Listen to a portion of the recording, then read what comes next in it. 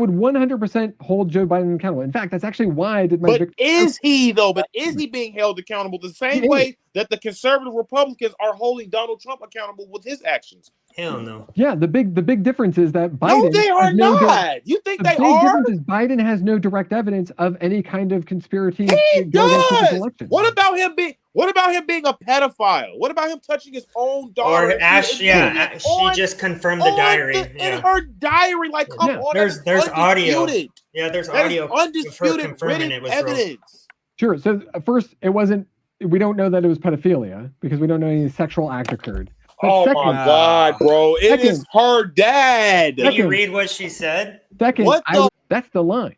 Right. I think people, if they do blackface, if people do any kind of speech, if people do the requirements to be a parade and they're Nazis, that they should be allowed in this country to be able to do those things legally.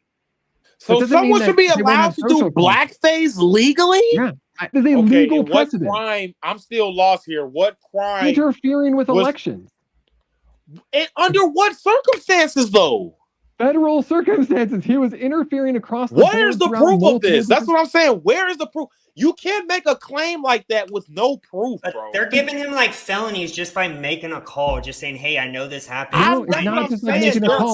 Good afternoon and good evening, ladies and gentlemen. Welcome back to the Chicago Conservative.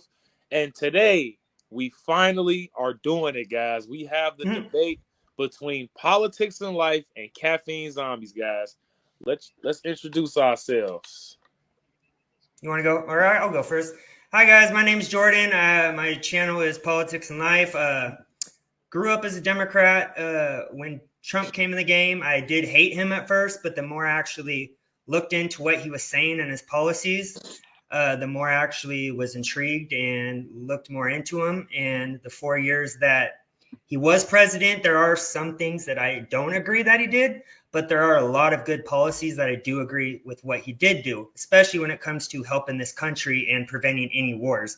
That was probably the one thing that really won me over with him, is the 0 wars as president compared to, let's say, the last 3 presidents. So yeah, I'd say that's the biggest key for me, but I don't want to go into like a 5-minute speech because I know we're going to be talking about specific subjects. So that's all I got to say right now. Sure. I'm Danny, and my channel's on YouTube, Caffeine Zombies. I basically started my political life as I didn't care about politics because I was super poor and no one was talking about us or helping us. And then I started to get more and more into it. Later on in life, I became unaffiliated, and I've only ever registered as a Democrat in states that require you to register to participate in the primaries. Otherwise, I count myself as unaffiliated. I don't really care where a person's coming from in terms of their politics, just as long as it's got good or decent data behind it and isn't out to do harm. Okay. All right, guys. So those are some great introductions that we got there. So we just going to get started with this debate. And by the way, guys, I am moderating this, okay? I won't be debating, okay? I'm not in this debate today. So the first question, we just going to kick it off with a simple topic. Which comes down to the border crisis in America. So we're going to start with politics and life. How do you feel about the border crisis that's going on in America right now? I think it impacts every state. Look at my state alone, especially where I'm living within a mile radius. You can't really tell if they're illegals, I would say, but there's a homeless crisis and the legal crisis, which I think is mixed in because you don't know who these people are. And it is causing a stir in the state, not just the state, a country. You see, I hear stories also every day where there's illegals killing Americans. They're not getting charged for their crimes when it comes to even attacking cops, or let's say taking all the resources also away from Americans. We have homeless veterans on the street, and these illegals are getting top priority. They're getting like free insurance, free EBT, free healthcare, free housing. They're getting prioritized over actual Americans and even veterans who have fought for our freedom. So when it comes to the border crisis, I probably take that as the #1 issue in our country right now, especially when it comes to this administration. I don't really think it brings anything good to our country, like at all. I understand we have probably companies that have openings for jobs, but as I said, we have homeless veterans on the street. We should prioritize those people and the homeless Americans before we prioritize illegals who are breaking our federal laws coming Right. across our border into our country. Do you think That's my all opinion. Do you think all of the illegals that come here are have bad intentions, or do you think like some are just coming with bad intentions, some are just trying to get away from their home country and the things that's going on there, like war, and things like that? Like, do you feel like it's majority criminals? Do you feel like it's just majority people that's just migrating? Like, what do you believe? I would say it's half and half. Again, it seems that this administration doesn't really tell us the truth in regards to much. So we don't really know who is coming across, but the videos and the pictures that we are seeing on these news outlets, which I don't trust any big media, nothing, right or left, I think they're all bad. But you see these videos, you see these pictures, and it's thousands upon thousands of middle-aged men. A lot of them don't look like they have children, or as it's being exposed. I've seen a couple videos, Laura Loomer, who I know some might disagree with, but she's literally gone down to the border and in some videos exposed that a lot of these people will just use kids as what's the term I'm thinking of? Like a distraction almost to get across, looking like they're trying to just come across to their family, like because they're in a dire situation, when really they're just using them to traffic them and Uh-huh. to come across the border with bad intentions. And as I said, it's not everyone. I would say it's about 50%. I wouldn't know, so I don't want to assume on that. But I would say from what I see, the stories I see every day, they're not all good. And we should know that. That should just be common knowledge. But that's just my opinion. So, All right, caffeine zombies, man. What do you think about the border crisis that's going on in America? So I think there's a real border crisis, and then I think there's a manufactured border crisis. So there's definitely a border crisis, which is to say that we have tons of people coming over the border. Probably the most scary thing is what was released by the House Committee about fentanyl precursors getting shipped into our country through various means, not just necessarily the southern border. That's a big problem, right? Because that actually kills Americans immediately. I think why I would say that there is also a manufactured border crisis is because we're using incorrect numbers. So a lot of times we're inflating the numbers, or we're taking migrants, so like people who are coming here legitimately, we're taking asylum seekers who are legally here. That's what an asylum seeker is. It's legally able to be here. Right. And then we're also taking illegal folks and we're combining them all together. A couple of like misnomers, for instance, like I hear Charlie Kirk talk about this often, I guess, quote unquote. It's just the same video and repeat, where he'll do things like, "Oh, how many green cards do you think were issued? Oh, 3 million." Well, he doesn't account for like renewals. He doesn't account for people applying and not like getting them. He doesn't account for quite a few other pieces of data that would lower that number in terms of the raw number of people. And everybody who's talking about the crisis as a bad thing, and it's 100% bad, always side on that kind of inflated number versus going and saying, okay, well, under Trump, there was a bunch of illegals here, still over 10 million, and then now it's roughly about 11 million. Okay, what's that real number? Okay, we also have people coming here and getting services, to Jordan's point, right? But those people aren't getting services in lieu of veterans getting services. I really wish we would actually give veterans more services and Americans more I services. agree. yeah, Yeah. I'm I a agree. liberal. I I agree. believe in things like single payer healthcare. So I wish those things were available for our folks more often and more and larger But amounts, but right? see Like that a that's vet I should be agree. better. but I but agree. that's the question that everybody wants to know though. Like, why Mhm. wouldn't an average veteran or an average person that fought for this country, why aren't they getting, you know, if not, any benefits as much as the illegal immigrants that's coming here? Yeah, so I think that's a good question for at least recently the Republican Party, not the Democrat. People like Bernie Sanders were folks who led trying to get more services to vets, and it was pushed back against, not just by Republicans, but by a large portion of Republicans. They're more than happy to support, and this is talking about the politicians, not necessarily individuals, right? Right. They Yeah. were more happy to support going to war, paying people like Yeah. Lockheed tons of money, paying people like Halliburton tons of money without giving us armor or good quality vehicles, right, to go to Mhm. war. But then when the people come back, they're not as willing to provide for them. Yep. That's right. Um, Okay. and it's the progressive side of a lot of the liberal folks who are actually trying to get those services, not just to vets, but to a lot of people, and it would include vets. Like one of the number one groups of people who use SNAP, veterans. They shouldn't have to, right? We should all agree that they shouldn't have to use definitely food stamps, right? Which was the old term, now it's SNAP, right? But they're one of the largest chunks of people on it, along with senior citizens, along with people who have college degrees and families who are working oftentimes multiple jobs. They all qualify a lot of times for SNAP. They're the largest groups of people. But who's the side trying to reduce that amount of money because of a small fraction of either fraudulent people or individual single people? It's not Democrats and not liberals. So hold on. Let me just okay. Do you have something you want to say, Jordan? Before I was just gonna say I did agree with a lot of what he said. There's a few parts I would blame the uniparty. I think both sides suck. I'm not saying all of them on the conservative side, but there are a lot of conservatives that suck. They're not real conservatives, in my opinion, and both sides sell out for, in my opinion, money, because a lot of these spending package bills.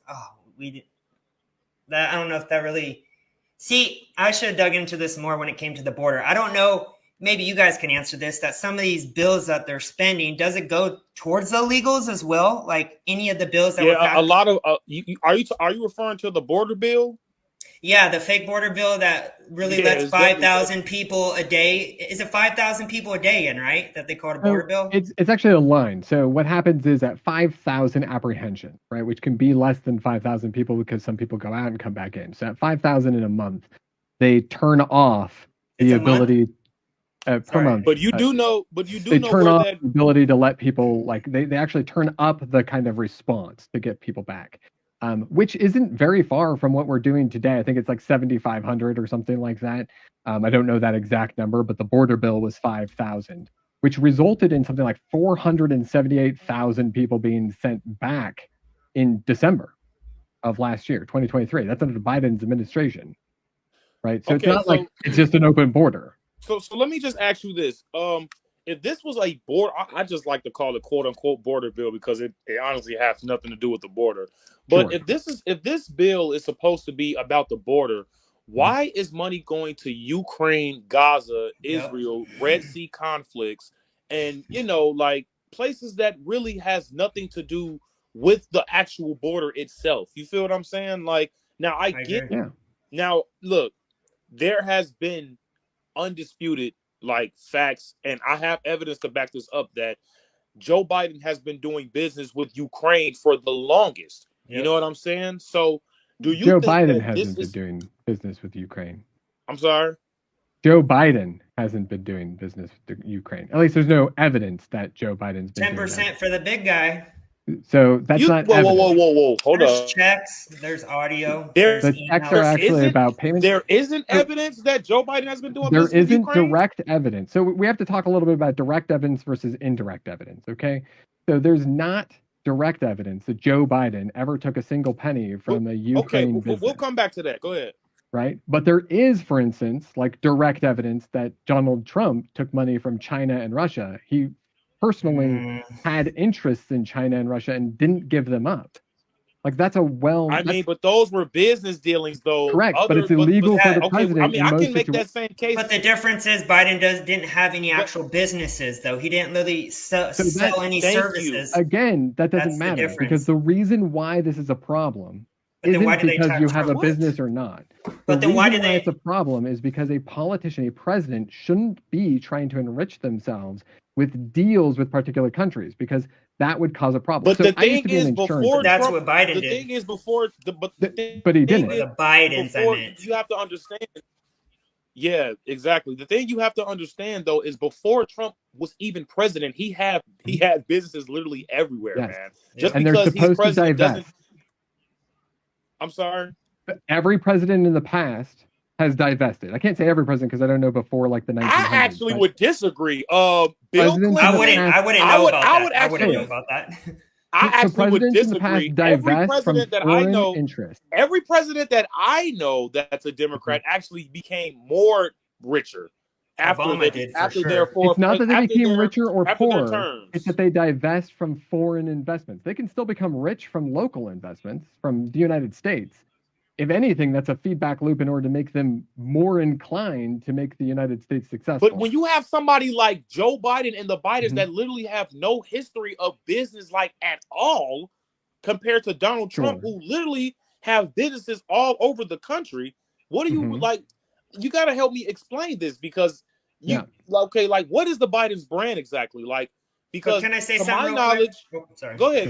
I'm I was sorry. just You going can to finish. say, but when it comes to Trump's businesses, they will call him corrupt. They will say he's Putin's puppet. He sold foreign influence. And then when there's actual text, because I've seen text messages, I've seen audio, I've seen Joe Biden on video talking about how he withheld money from the prosecutor unless they fired him in Ukraine. I The just general when prosecutor there's was so Victor Shokin, many right? when there's so many different things that are pretty much showing the corruption, eventually if it quacks like a bird, if it sounds like a bird, it's a bird. That's just how I think of it, at least. When there's Mm-hmm. checks, there's audio, there's just everything. When on contraire, when it's Trump, there's usually not really evidence. It's just hearsay. And then the Uh, Dems are usually all over it. Like, oh, we got to get him 90, 100 years in prison, 90 felonies. When I I mean, don't see, I would give him the documents that Trump had when it came to military documents. Yes, Trump did have that, but we gotta be honest here, bro. Who hasn't done that? Joe Biden has had documents like that in his garage, sure. and he remember, wasn't even president yet. for a But You feel what $5 I'm million saying? book there's deal, too. So differences I'm not between saying those Trump. two. I'm not saying Trump is innocent and everything. Like God means no, but you have to understand. There's just a form. There has to be a like everybody has to be held accountable the same. You feel what I'm saying? Sure. So if I'm the police and I come over to your house and I say, "Hey, look, we've heard a disturbance in your house, right? Mhm. We need to investigate because we've had reports of disturbances within your house, right?" And you go, "No." Right? And they're like, "Okay, well, I can understand you don't want to help and we don't hear anything else, so we're not going to come in." Then they come back with a warrant because there's more complaints and they say, "Hey, we need to get into your house." And you're actually like, "No, I'm actually going to hide all of the stuff, or I'm doing stuff in the background where I'm like shuffling things around or trying to do something that's conspicuous, right?" And then they move in because you refused them twice. They've gone through all of the processes to go in. That's a different story, right? Then if the first time they come over and said, "Hey, there was a disturbance," and you're like, "Yeah, you can check it out. There's no disturbance." But is You would there agree that any those are two different circumstances, right? But is there any proof that he did not work with these people? Because Yes. they've lied about him for years now at this point. So it's just kind of hard to believe anything that comes out of media's mouth. There's documentation. I mean, if you're willing to accept Victor Shokin's word on something, even though all of the I don't know. evidence I don't know contradicts him. his I stuff. just heard what Biden said, and that Yeah, just so seems the general guilty right prosecutor, there. really quickly on Ukraine, because I did a whole video on this, and you can actually look at it. Victor Shokin lied about about saying that nobody in the EU was ever investigating him or against him. So Victor Shokin gets his job because the prior Do you general know why prosecutor in Putin is? Ukraine, Do you know why Putin is invading Ukraine? If I may ask, I just Oh, I want to can Putin is ask answer you. invading that. I can Ukraine answer because he that. actually wants agricultural land, almost certainly. That's That's why, actually because very Ukraine actually not true, produces a but okay. ton of food. That is not But true, but let's okay. be very clear. There was a peace deal on the table until Biden sent Boris Johnson down there to break that peace deal up, and that is what started it. Yeah. And we got to understand Trump was actually cleaning up Obama's mess because you do know that that war Crimea. between Ukraine and Russia that actually started under the Obama administration. So you got It to think did, about it. You and got I you everybody didn't got to know let him that. I take didn't know that. Crimea, just like they let Hitler take the Rhineland in World War II. That okay, doesn't mean yeah, that like people don't I recognize give you that. mistakes and then Okay. stop it, right? I'll give you that. Okay. I just wanted to see if you knew why Russia was doing what they were doing. I mean, Yeah, but Russia that's almost debatable what certainly, you said, but I yeah, mean, we'll come back to that. Vladimir Putin has no interest in rebuilding the USSR. For instance, he wants to make Russia bigger. That's what he wants to do. So Um, sorry, I was just going to ask, do you think that he's going to try to keep on expanding and keep on, let's say, invading more land if the war just stops? Do you think he's going to continue trying to invade other places like I've heard a lot of big media say?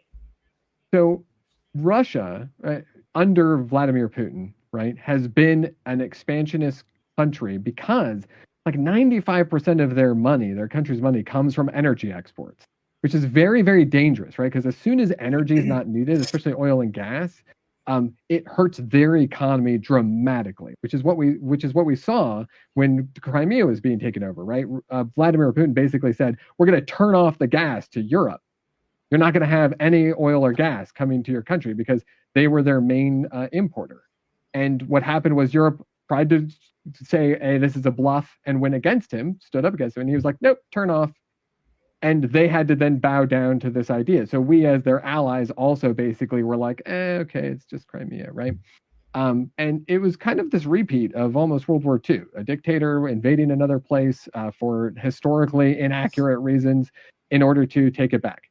Then what does he do? He bides some time. He builds up some networks. Then he doesn't even care that he gets kicked out of essentially all of the international organizations for inhumane actions within his own country, by the way, killing competitors, throwing people in jail forever, and then goes, okay, we're going to invade the rest of Ukraine. And then lies about it for months and months and months and months, hiding his soldiers in non-Russian described uniforms. Mm-hmm. And he continues to do it until people basically say, no, we're going to push back.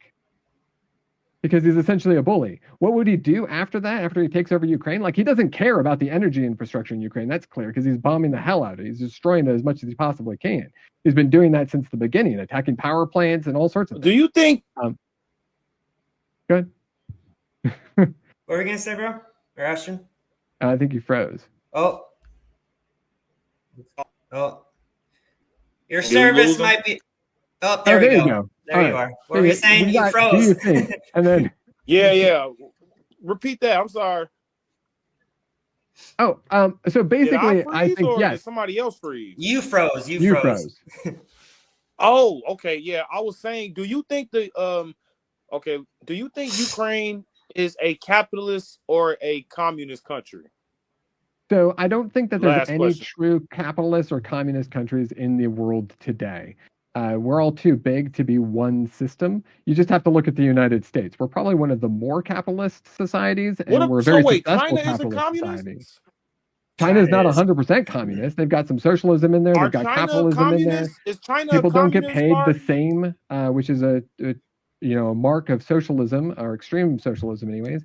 And people don't get all of their food distributed by the government, which would be more of a mark of communism. Hold on. Yeah, in socialist countries, people have usually a range of pay. So it was either Switzerland or I think it's Switzerland, where the president basically made about $10,000 equivalent more than the singer who was super popular there, who made the same amount as the person who was running. Okay, but we gotta take into consideration though. Who worked harder, who had more experience, who worked more hours. No. All I'm arguing, I agree with you. I actually like capitalist systems. So I like the United States being capitalistic. I think a well-regulated capitalism is a good method forward for economy. But I also think that we need social programs in order to help everyone do better productivity. All you have to do is look at schools, right? If you look at elementary schools, kids who aren't eating breakfast and aren't eating lunch perform incredibly poorly on tests at school, learning information, right? But you start feeding them and they start to do way better. If people are too poor to afford food and we want to be the most productive society out there, we either have to fix the systems that are allowing them to be poor, or we need to provide them food. Those are the answers to being the most productive, useful, forward-moving capitalism. But then at a certain point, we stop doing that, right? At a certain income level, because we go, okay, cool. You can sort of take care of yourself at this point in time. You can participate in the system yourself. And now it's 100% capitalist, or it's a well-regulated for safety reasons capitalist society. I'm okay with that. That's kind of how we operate now. We just have that line really far too low. Yeah. Right? Okay. Yeah. That's okay by me. Well, I can agree with that. But so when you look at other countries, all of them are similar. They all have pieces, right, that are intermixed. And we're neither a democracy, nor a republic, nor a tyranny, nor a dictatorship, or any of those kinds of things. But we have some elements of all of those, right? The military needs to run more dictatorially than it needs to run democratically. You don't vote to determine whether or not you go to the other country. Right? You accept the order and you go. So like there are pieces of all kinds of different kinds of government that we need to piece together. Socialism works best for the people on the bottom of the economy scale because it gives you a network. If, for instance, you didn't have to work two jobs because the government was actually going, look, you're doing enough work. It's just that you're not getting paid well enough. And they were to support that, then that would be amazing, right? But if someone's really wealthy, they're already doing well. We don't need to do that for them. Okay. You know what I think fixes all of this? You know what I think fixes all this? Stop allowing illegals in so we can start pushing the resources towards Americans who are struggling with finances, for example, can't provide food for their own kids. We should start putting bills out that are just straight for Americans, single spending bills that will help these people in specific situations where they may not be able to afford rent, or they have to work two jobs, or they may not be getting by, or they're about to lose their home with their kids in it because the government is so focused on all these overseas wars instead of at home. And I would 100% be in agreement with that if I thought that when we took the money away from, say, getting people away from a war-torn country, which is some of the illegals coming over, right? That money would actually be used to help Americans. But the fact of the matter is, the history of our country sort of indicates that, yeah, we'll take the money from there, but then we'll just enrich the big war companies, or we'll just enrich the corporations. We're not going to enrich the American people. Okay. I know that's far field from the question about border crisis. But again, I would be like, if someone positioned a bill and they're like, hey, look, I want a border bill where there's zero. We have to have zero people coming across the border. And I don't care what the reason is, right? There's zero people. But what we're going to do is for every dollar we spend doing that, we're going to make sure that a person who's, a family that's making under, $100,000 a year, a family, right? Because $100,000 is not very much in this country anymore for a whole family, or individuals at a certain mark. We're going to give them like a negative income bracket where if they don't make enough money, we're going to pay them up to the $100,000 mark. We're going to pay them up to the $60,000 mark, or whatever we decide is that line. We're going to take that money and we're going to match it. I'd be like, cool, let's do that. But the problem is we can't, I even say both sides, we can't even trust our government. So I feel like they're going to try to pull some BS and end up spending that money on something else, even though it's voted on helping the people. So I think we can trust our government somewhat. We've been a relatively successful country, right? Oh, I didn't hear guys. Last remarks, and we're gonna move on to the next topic. Okay. No, I was saying last. I'm okay with moving on. I've talked a lot, so go ahead. Okay, man. So the next topic we're gonna talk about is the LGBT community, man. So how do you guys feel about the LGBT community when it comes to, trans being allowed and women's restrooms, and basically men can be women nowadays. There are more than two genders and stuff like that. So we're actually going to start with caffeine zombies first because we started with politics and life last time. So what do you think about this movement here? Do you think this is good for America? Do you think it's bad for America? I think the answer to that question is it's a little bit of everything. It really depends on what category we're talking about. So the LGBT community, especially in particular trans rights, because I think that's more the kind of conservative piece where they have a problem, and less these days about lesbians and gay men. In this world, right, we have a kind of three different categories. We have how it impacts social environments, how it impacts legal environments, which would be things like bathrooms and such, and also sports, right? Those are kind of rules oriented, and then how it impacts science. Okay, we're just gonna stick with the basic question: is it good for America? Yes or no? So I think that it's necessary for America because in America right now, we don't understand the history of the divide between gender and sex that's been around for thousands of years. And this is bringing a lot of that to the forefront. Plus, I'm a big personal freedoms person. So personal freedom to me is kind of on the top. Now, I do agree that that also includes like safety. Safety is another step in that direction. We have to consider safety when we're considering personal freedoms. But I always side on personal freedoms over national security, for instance. But when it comes to bathrooms, I think there's just a different answer. You can just make bathrooms that are safe. If the concern is that bathrooms are unsafe, the best bathrooms for children and the best bathrooms for women are individual bathrooms that one or two people can be in, so you could have a family, and the person can actually walk into the bathroom with their child, regardless of what gender they are, regardless of which gender their child is. That's the safest thing for children, and it helps to be safe for women, and it helps that's safe for trans. We can actually answer all three safety concerns in one answer. Okay. And what answer would that be? Individualized bathrooms, and we incentivize it. We Individualized don't bathrooms. So require with it. that, so would that just solve? Would that solve like all the problems for like for the community as I far think as you know so. I people think as being? long as people can be safe in the bathroom, they don't So care what's what? on the So door. wait, because so let me ask you this, because there have been cases like this to where there Planet have been, Fitness. yeah, there have been many cases to where, because you know there aren't cameras in bathrooms, right? You know that's illegal. Of course. Okay, so we're just on the same page with that. Okay, so good, good. But we know men are gonna take advantage of this. The ones that are just cuckoo for cocoa puffs. So my thing is the men who adopt these children, because you do know like it's legal for two, men or two women to adopt kids, and then there have been cases where those two individuals harass and harm that child. So how would Do that you fix think the that there's problem? 0 cases of men and women couples getting a child and not harming them? I mean, it's. I don't know. I mean, I'm not saying there are, but generally speaking, if you know, you got if you got an LGBT couple and if you got a normal couple, who's more likely to, you know, harm the kid?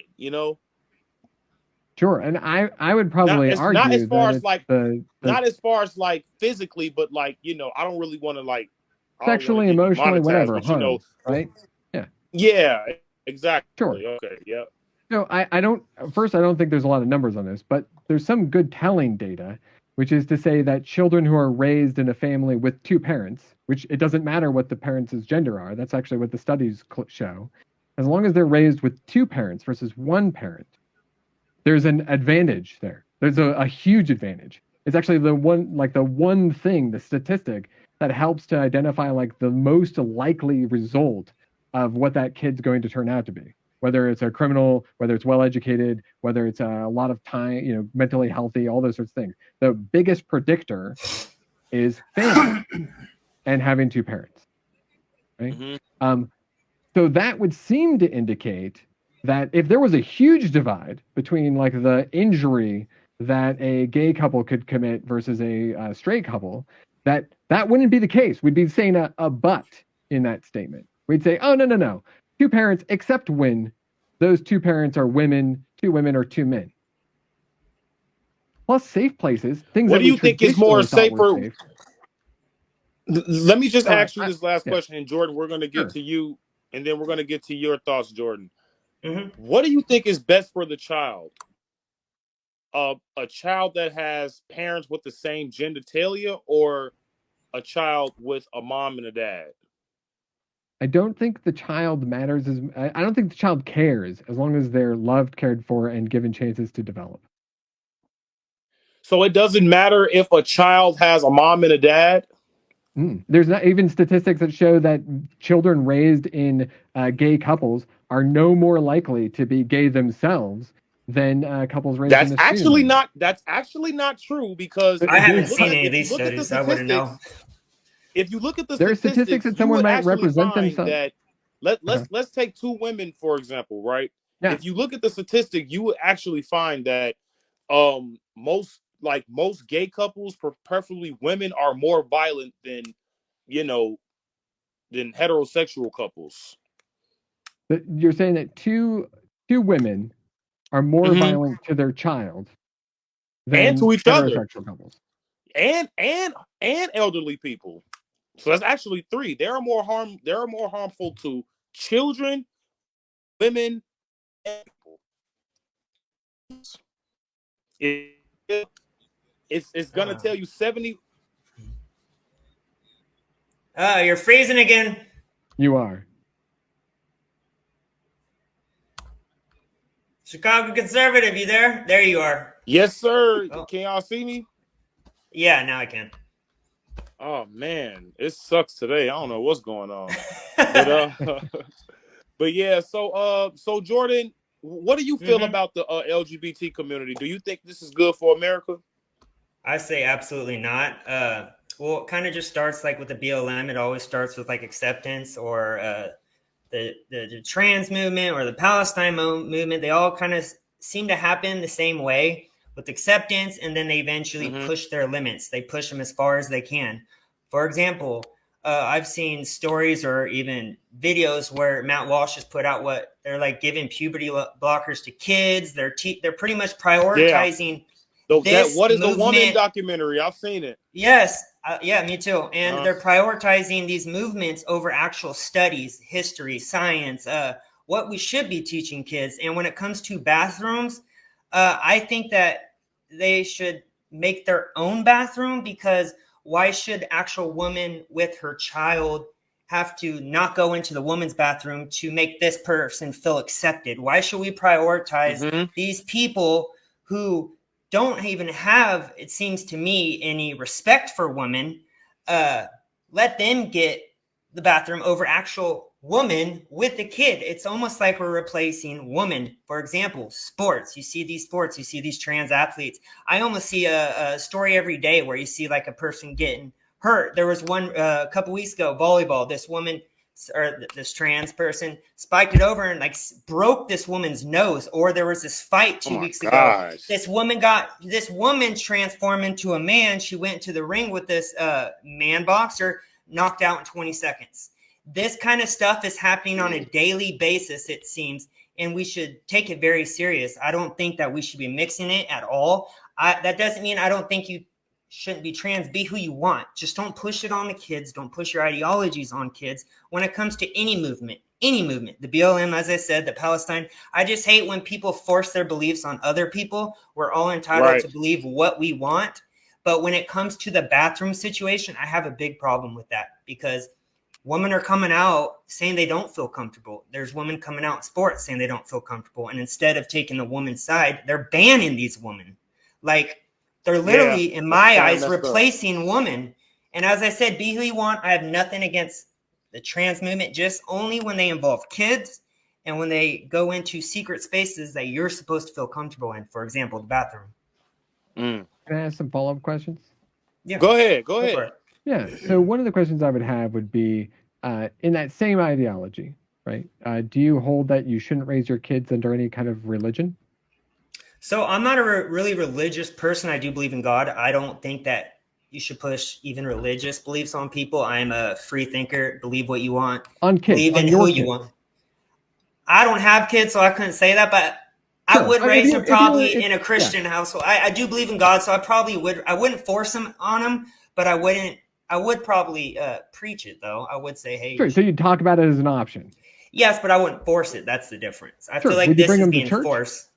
Well, I don't even go to church. So see, the thing is, yes, you can put religion in that same category, but we have to understand that religion isn't being forced on everybody nowadays. See, this LGBT stuff is actually being forced upon kids, and like it's being put in every single show. It's being put in every single sports event. You know what I'm saying? You got Pride Month. You got all of these, like, you know what I'm saying? It's like, can I speak on something real quick? I just want to say something. Go ahead. You just said something that made something pop in my head. So some of these Pride events are just, in my opinion, disgusting. As I said, be who you want to be. But when there's kids, toddlers, kids of all ages to the sides, waving the flags around, and there's dudes just in underwear, literally walking up to these people, shaking their dick in your face. Sorry for my language. Right. I just find it's very inappropriate.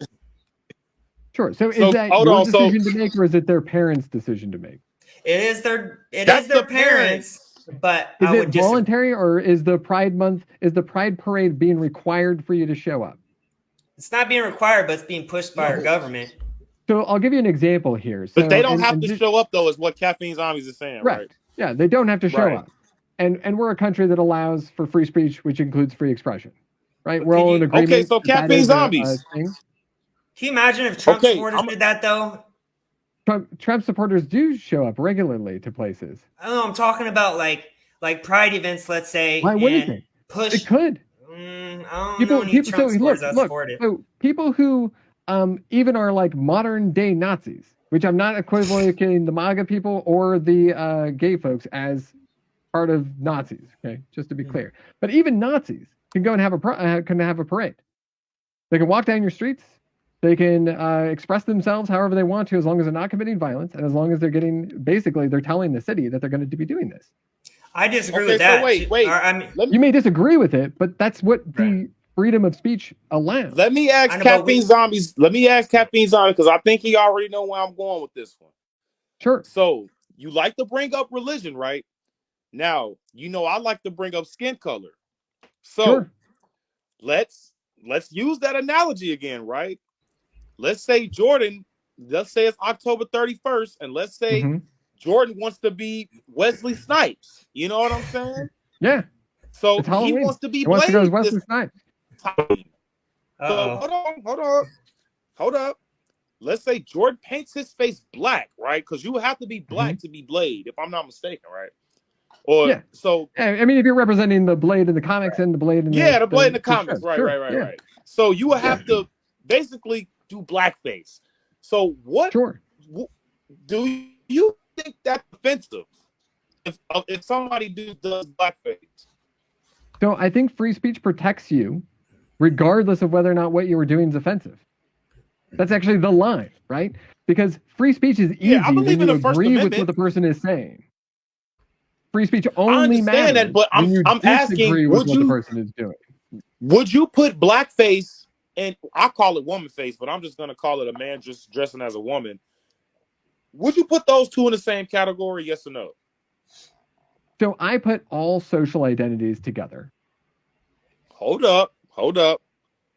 Would you put blackface and a man dressing like a woman in the same category? So I would put them in the same category. Yes. Okay. You sure you a liberal man? I'm 100% liberal. Yeah. I'm probably more liberal than most of the liberal people I know. I was gonna say independent.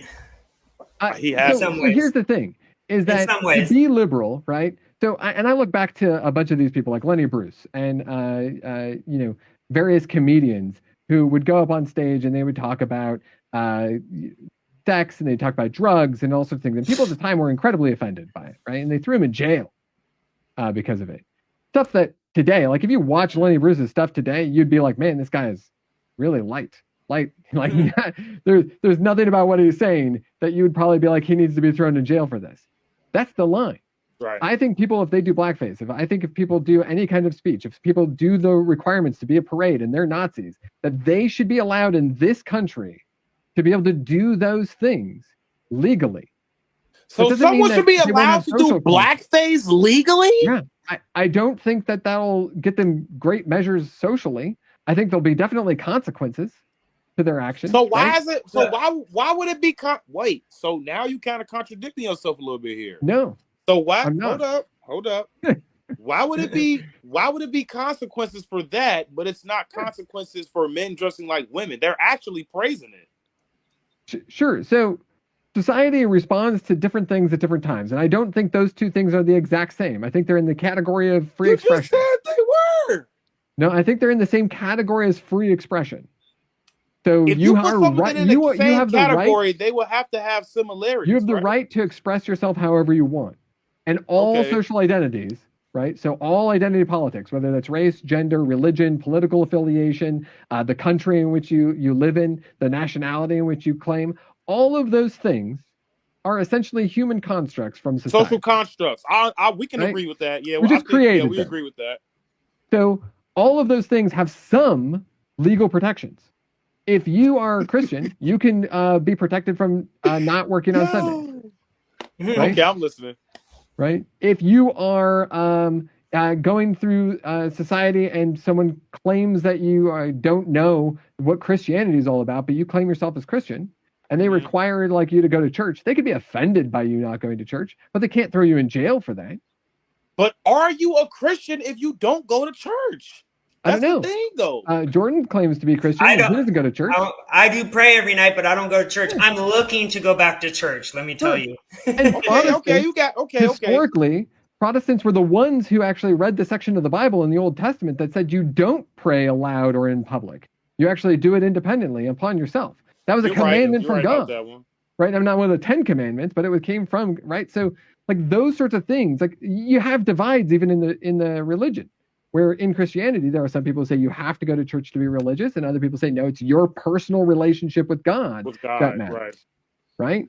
So if you have a personal relationship with God and that's all that's necessary in order to call yourself a Christian, I can't grade that in any way, shape, or form. I can't tell you you're wrong. I can't tell you you're delusional. I can think, hey, you're talking to an invisible person who doesn't exist, right? That it's a make-believe, but that doesn't matter. And you are still legally protected for doing that. I understand that, but you do know that you have to do things like how they were written, though, right? You can't just I get what you're saying. You can't tell nobody. There's all kinds of things in the Bible nobody does. Okay, wait. So if I'm a doctor, because we're just gonna go to a doctor. If I'm a doctor, right, and if I have to do surgery on someone's heart, right, can I just like I'm gonna use your analogy here. Sure. So you said, you can just, kind of not do whatever you want, but you can like make your own interpretation of things, and basically no one can judge you on it, right? So if I make my own judgment, I'm not saying no one can judge you on it. I'm saying you can't go to jail because you claim to be something that other people think you aren't. Hold up. So if I'm a doctor, if I'm impersonating a doctor, should I not go to jail? So impersonation of a doctor is actually causing harm. Okay. If you perform a surgery, but if I just say I'm a doctor, if I'm like, I'm Dr. Danny, and I like put a YouTube ad, Dr. Danny, right?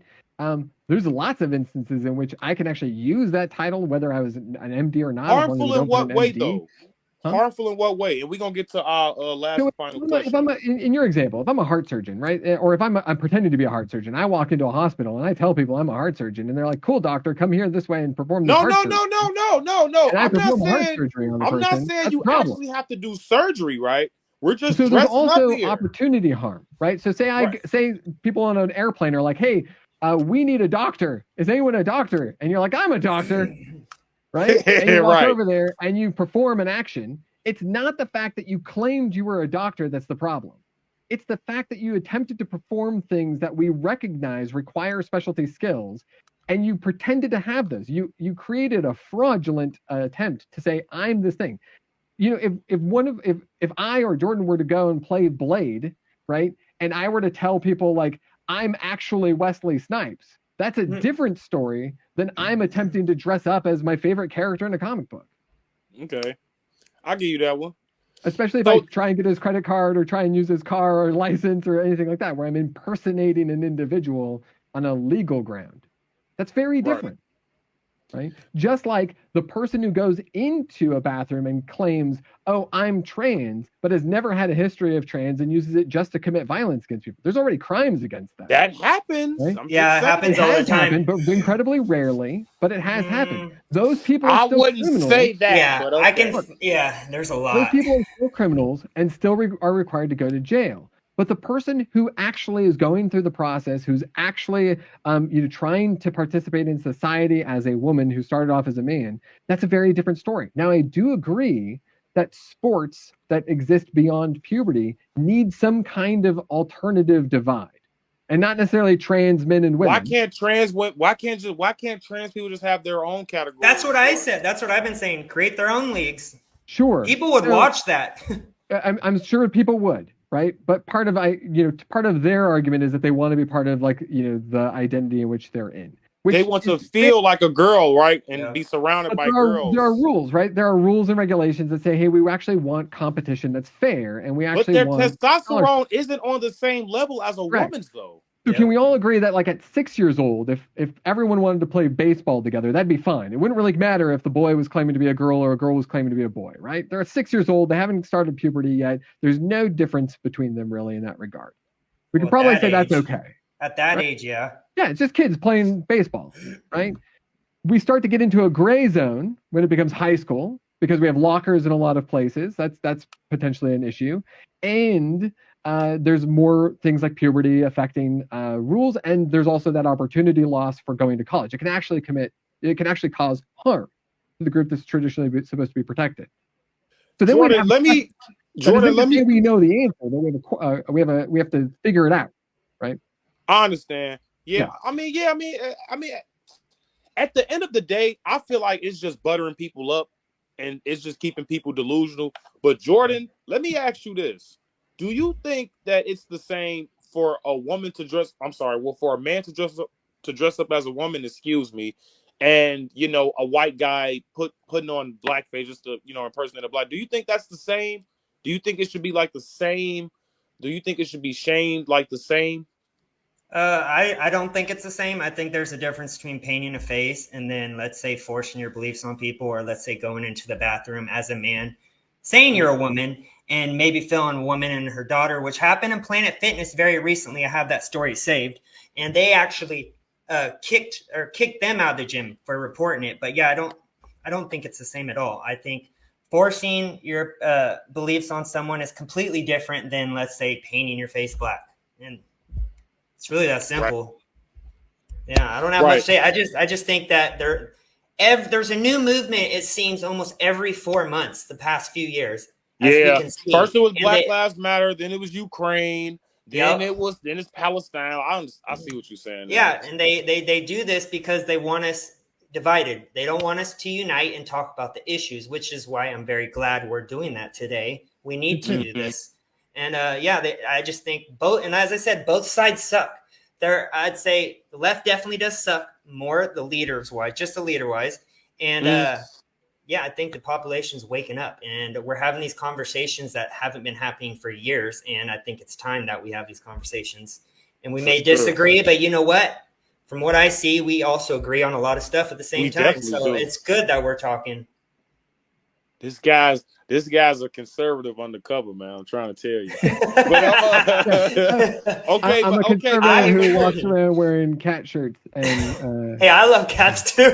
I know, Yeah. I know, but it's not the typical thing, man. And when I was in so and here to be fair, right? Like I got my genuine start talking to people about politics because I went out of my way to say, hey, we have an alternative to like firing people, to cutting them out of their livelihood by actually like hosting conversations.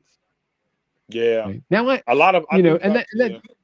I don't think there's anything legally required for that, right? Because people Right. sign contracts, and those contracts can have all sorts of things. And we in this country very much don't like to regulate private companies who are corporations because we think of them as better people than people. But we do, all kind of agree that conversation, talking, is the path forward. And those It's the people who key don't for agree, sure, yeah. right? The people who don't agree, and there are plenty of people on both sides who Yep. do not want to have a conversation. Yep. Yeah, they're Not kind even of that. stuck in their own ways, yeah. Yeah. Yep. And those people, like, I can't talk for them, but it's like, okay, well, whatever. Like, I'm never going to reach them. Whether it's a person who's yelling and screaming and saying they're as much of a victim as whatever You the should case may be, speak it's for all all about that. liberals. You should speak Yes. for But all that's not all liberals, bro. liberals. Straight up. And it's not all liberals, and it's a lot of conservatives. Mhm. So there are people on both sides who are basically saying, I'm in a terrible situation, when there are people who are really in terrible situations in this country, and we're not Yes. doing much to really help them because we're politicking all the time. I mean, that's the answer to why Right. things like the Violence Against Women Act was stuck in with the crime bill, right? That's why things like the Ukraine money and Israel money gets stuck in with the border bill, With the because border they bill. all are Right. doing negotiations, strategies against one another to say, oh, you're against the border, so you don't like border protections. And really, it's like, well, maybe I don't like the Ukraine and the Israel part, right? Right. But the Republicans do the same thing on the opposite side. Oh, I agree. I agree Yeah, 100%. I agree. Okay, guys. Yeah, So last question, and this is the big one. Okay, it's the big question. Sure. So we've seen Trump's 4 years, and we kind of seen Biden 3.5. You know what I'm saying? You just want to say, I'm gonna just say 4. 3.5. 3.5. You know, he got to say that. So, you know what I'm saying? So we kind of seen both of these guys as president. So we got to be honest here, guys. Who do you think was the better president here, Donald Trump or Joe Biden? And we're gonna start with politics and life first. I think that's like the easiest answer in the world. Trump. You see, this is like the first time we've had 4 years of each administration, so we actually get to look at the records instead of just saying, exactly, "Hey, yeah, this is what's going to happen." Like they're still doing. I saw on the View today, they're still saying that Trump's going to be the king and never step down if he gets another 4 years. That too. It's ridiculous. But they've been saying that for how long now?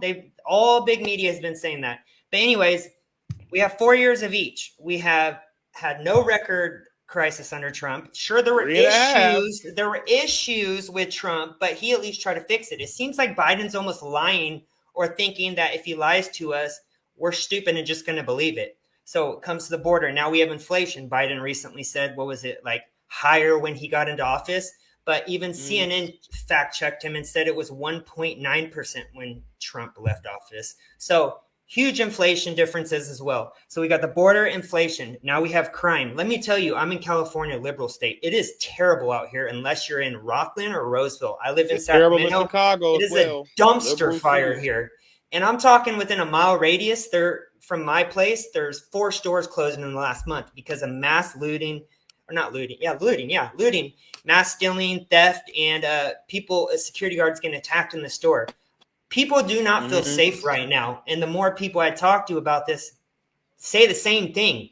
I mean, there's homeless camps like right down the street from my place. You never saw that when Trump was in. I'm sure there was homeless camps, but not like we see on this it's terrible type today. Yeah. So, and then everything's expensive. I don't need to remind you guys that. I just went to McDonald's today and got a McDouble and a little Sprite Icy for over $10. It used to be $4 like 6 months back. What? Now it's over double. Yeah, so just everything's expensive. We don't feel safe. Inflation's killing us. That better come with some a little extra, bro. God. Yeah, on top of that, I am the biggest supporter of our cops and our military, but I don't see our cops really doing nothing to fix the problem because they'll kick these like camps of illegals that are like a mile from my house. And then the next day they just relocate to literally across the street. So it doesn't seem like anything is being solved. And as I said, both sides suck, but we're talking about the presidents right now. So I wouldn't say Trump sucks. I would say the House sucks and the Senate sucks for both sides. But yeah, I would say crime's worse since Biden's gotten in. The border's gotten worse since gotten in. Inflation, everything has gotten worse. I don't see anything getting better in my life the past 4 years compared to Trump. Or, for example, even tax breaks under Trump. I never got as much as I got back under Trump. This year alone, I owed for the first time in my life. So it just seems like everything's kind of flip-flopped in the past 4 years, and not just a little bit, but on a just a big level. So, yeah, that's what I got to say about that. I think Trump is easily the better person. We see how Biden debates. We see that he can't do scripted interviews, it seems, for more than 20 minutes without bumbling or lying and getting fact-checked constantly. Example, CNN interview the other day where he just lied and blabbed for, 30 minutes straight. He cannot do a debate, and that's why I would love to see a debate between Trump and Biden because the last they're about to actually debate. They're debating in June. I saw that with CNN. Yeah, but imagine when they start bringing up the Hunter Biden laptop again, which, remember, was a lie last time, according to them. So, yeah, that's really what I got to say about that. So okay, caffeine zombies, man. We kind of seen both sides here. We've kind of seen Trump. We've seen Joe Biden. We've seen the policies. We've seen in kind of all, but, Biden kind of has, I'll say, half a year left. So, and I don't really think there's going to be much of a big difference. Wouldn't really matter much. Yeah. Yeah. Okay. Okay. So, knowing these things, right? Who do you think was a better president? Or who do you think have the better presidency, Donald Trump or Joe Biden? Right. So the first thing I value, right, is personal freedom. That's the first thing. It's on the top of my list. Personal freedom. national security, economy. Those are the three things I put in order, right? Okay, that And makes only sense. one of the two presidents tried to create a fraudulent slate of electors, push them through an illegitimate process, and basically get them to override millions of people's votes. Only one of those two people did that, Joe and that was Biden? Trump. No, that Oh, was Trump. wow. Okay. Yeah.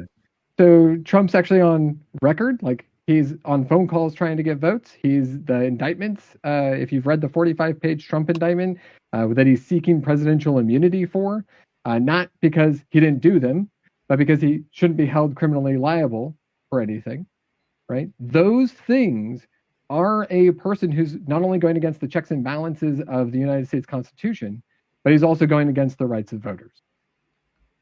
Those What have about the people actual that were evidence dumping behind votes them. in the voting ballots for Biden?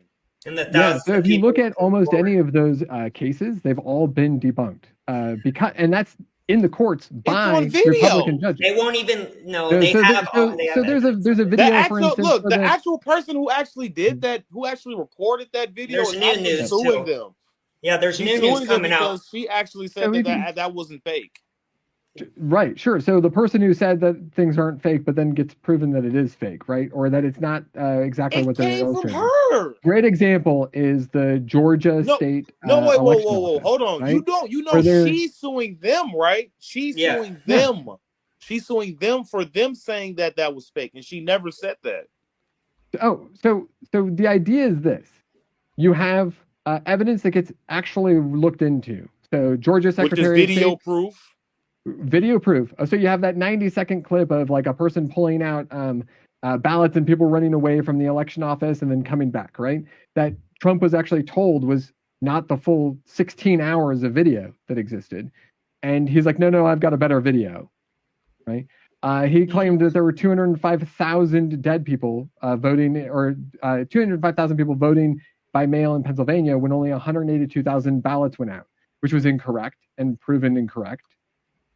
You have him telling people that tons of people voted who are dead in Georgia, and they followed up on all of that. They are actually investigating these things, and they found two. They And those found two many people were actually socials. discovered. Hold on, Our right actual quick. process was I figuring out actually can that those people debunk were that. there. I actually Sure. can debunk that because they actually have found many social security numbers of Mhm. people who weren't alive on those ballots, bro. They're So looking at this is social another great point, right? So securities. if you actually look into that particular data, what you know is that the vast majority of those people were actually alive when they cast their ballots. No, they were not. Yes, they were. These people died in like 1960, bro. Like Yeah, these there was people a have lot been of dead since difference. the I mean, 70s. are you Or the talking about retirement like homes too. The These retirement people have homes talking where been they about dead brought since people out to vote. forever. Yeah. so if you're talking about actual people whose votes were counted, Yes. people This is whose during votes were 2020. counted were alive when they voted in the vast majority of cases.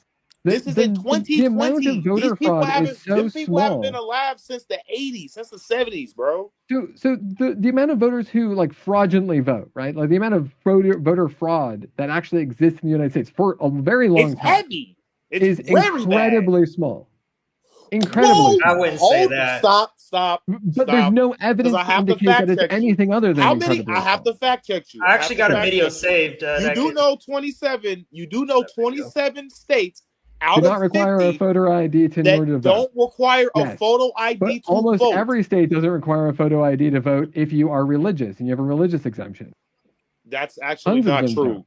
I That's wouldn't Yes, know it about is. actually that. not That would be true. And stupid. yes, it is. Even in Pennsylvania, where they would It say that doesn't you matter required a what your photo religious ID. beliefs are. Yes, They you can have a know that religious exemption. Look it up in your state. Some states allow it. Most states do. The but vast majority all of states, don't though. because Some states if your have state strict. has Amish people in it, the Amish have a religious antithesis to photographs.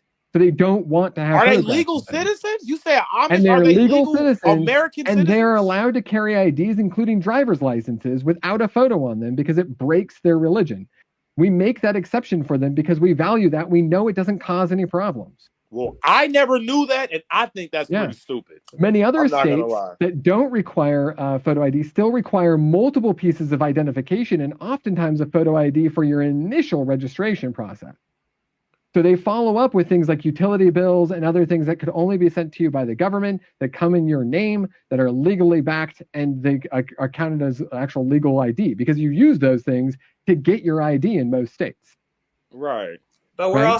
we're also I'll talk after. What were we gonna say? Go ahead. Yeah. I was just gonna say, but we're talking about how he said the election was rigged, which I believe it was. But It definitely was rigged. if you guys remember in 2016, the Democrats did exactly what they accused Trump of every single day, the whole 4 years. I mean, Hillary's still complaining about it till this day. Stacey Abrams. I mean, the whole entire cast of the Democrat Party pretty much said Trump didn't win because Putin helped him or all these other places helped him. It's just hypocrisy is all I see, really. And well, I'm not going to back Hillary Clinton in any regard.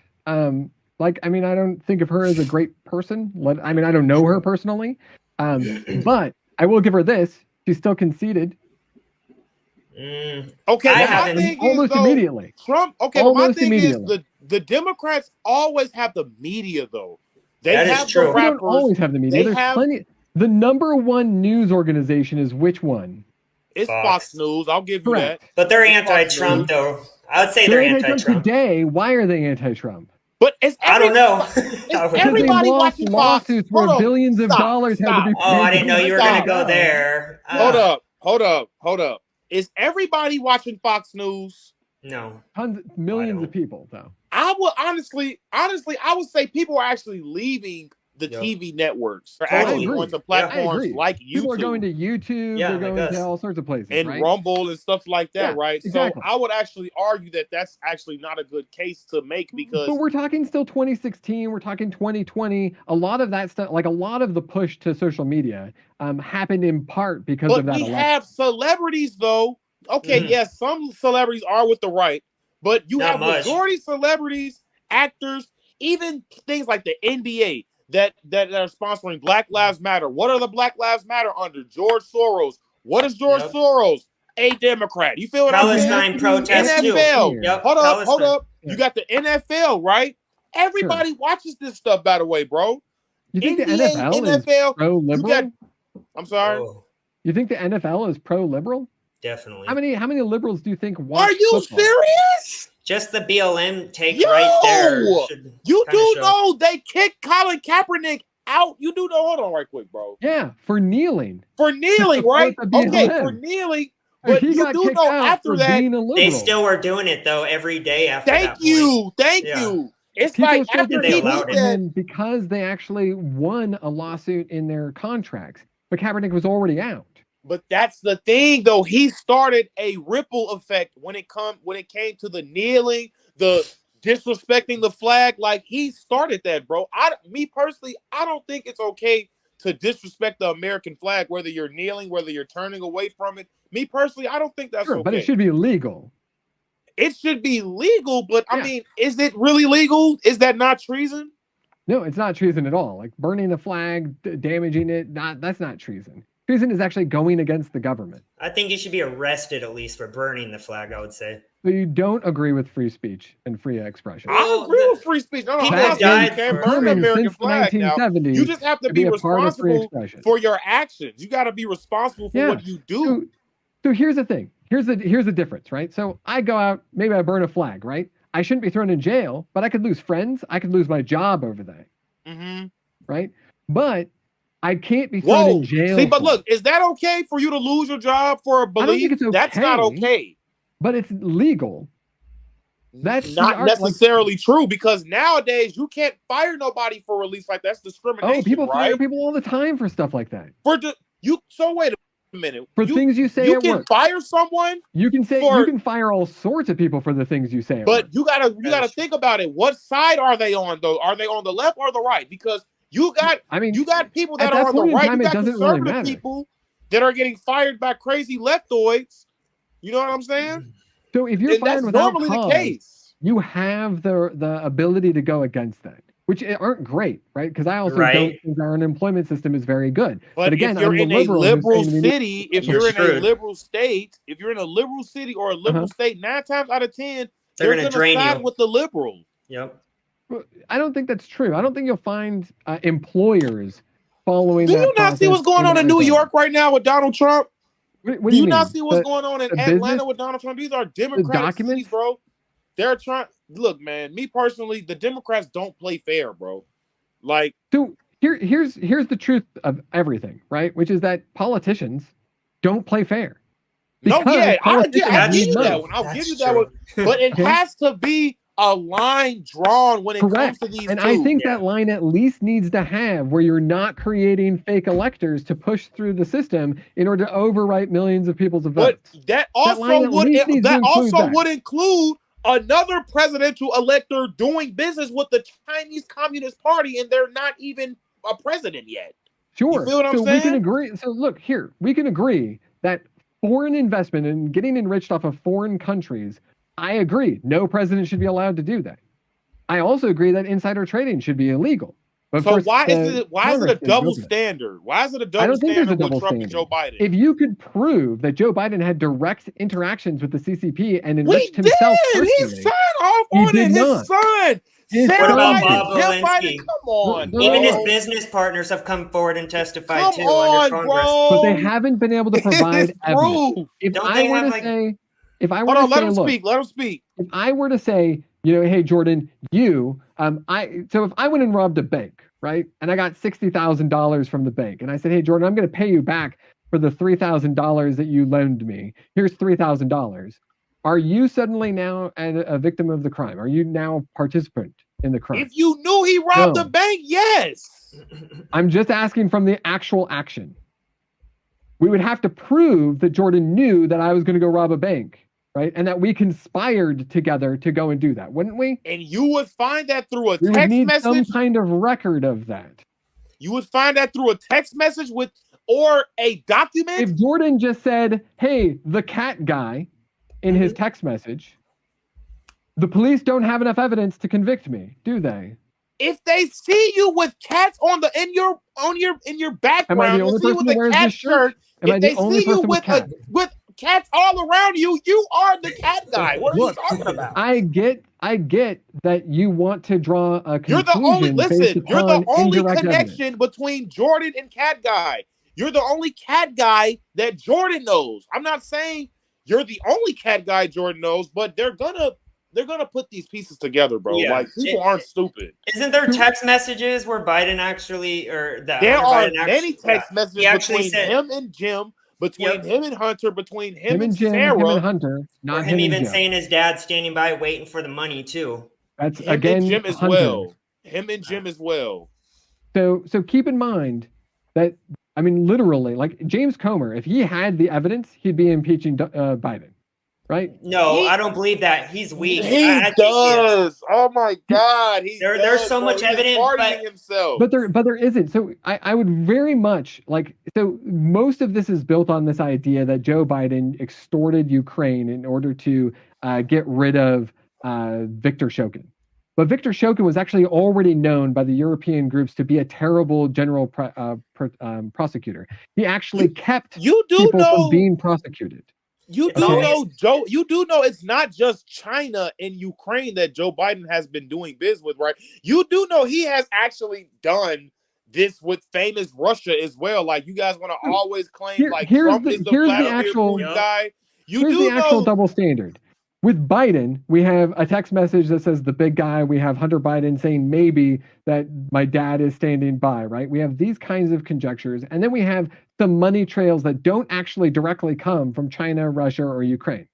Where on the flip side, it's being laundered. It's being laundered, bro. Oh my God. It's being laundered through Hunter Biden's shitty ass paintings. You do know that, right?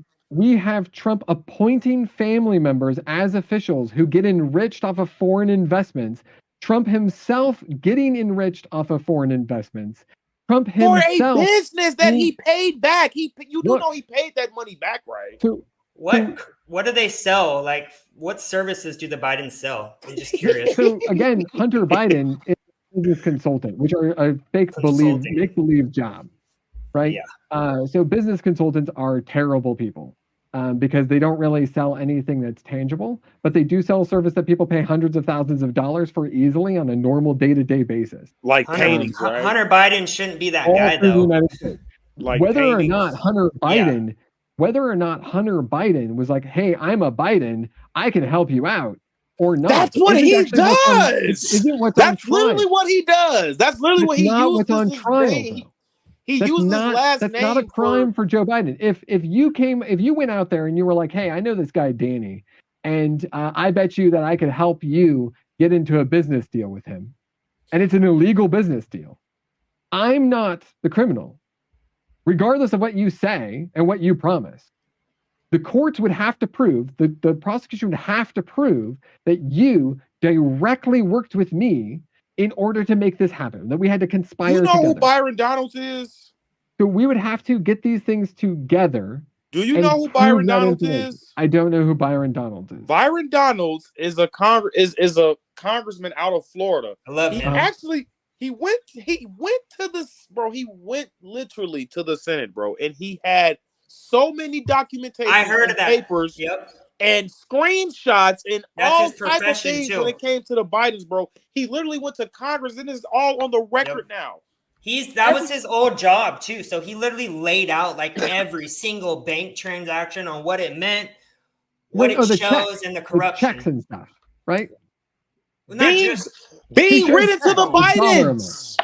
They're being written to the Bidens to Bidens. Right? I just find it crazy how everyone defends the Bidens, but when it comes to Trump, it's every case is just hearsay. Or like, for instance, Stormy Daniels, who's already come out and said that it didn't happen on multiple occasions, signed affidavit. That's of course not the charge. Trump. Hold on, let him speak. That's the last thing. Let him speak. Yeah. Go ahead. But it's also not a crime to pay off a porn star, and it's hearsay. There's literally no proof that it happened besides Michael Cohen looking like he's the one that did it in the end. It looks like Trump didn't even know about it. If anything, he's the one that it looks like slept around with Stormy Daniels. But I just find it crazy how people will defend Biden until the grave when we have emails, texts, checks, just everything. But with Trump, it's literally just hearsay on every single case. I'm not saying that's how you are, Caffeine Zombies. I'm just saying that's what I see. Sure. Right. So go ahead, Caffeine. Go ahead. The New York case is the weakest of the cases against Donald Trump.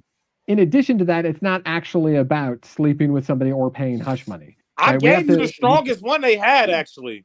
It's the weakest of theirs. It's about documenting or docking up business documents, right? No, I gave you the strongest case that they actually have. No, it's not the strongest case. The strongest case they have is creating. No, not this one. Not this one. I said I told you the strongest case earlier, which was the military documents that he had. No, that's not even the strongest case that they have. The strongest case they have. The strongest case they have is literally Trump conspiring with multiple people in order to prevent the rights of people to vote. But what? Wasn't he just saying look into the election fraud? No. So this is the fourth conviction inside of the Trump indictment. Okay. So there's the first three, which are like obstruction of justice, obstruction of elections, etc. The last one is like breaking people's civil rights to vote or equality to vote. Forget the exact language. And what this was that Donald Trump worked with his lawyers. Yeah, you can pull up the Trump indictment. You can actually watch my entire video where I walk through the entire 45-page document if you want.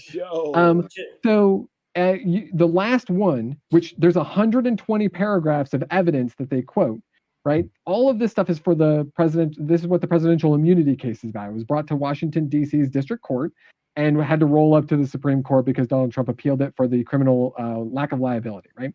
So what the case is it lays out right after he was told that he was not winning, a whole series of processes where, he tries to conspire with others to create a fake election information, misinformation, all that sort of stuff.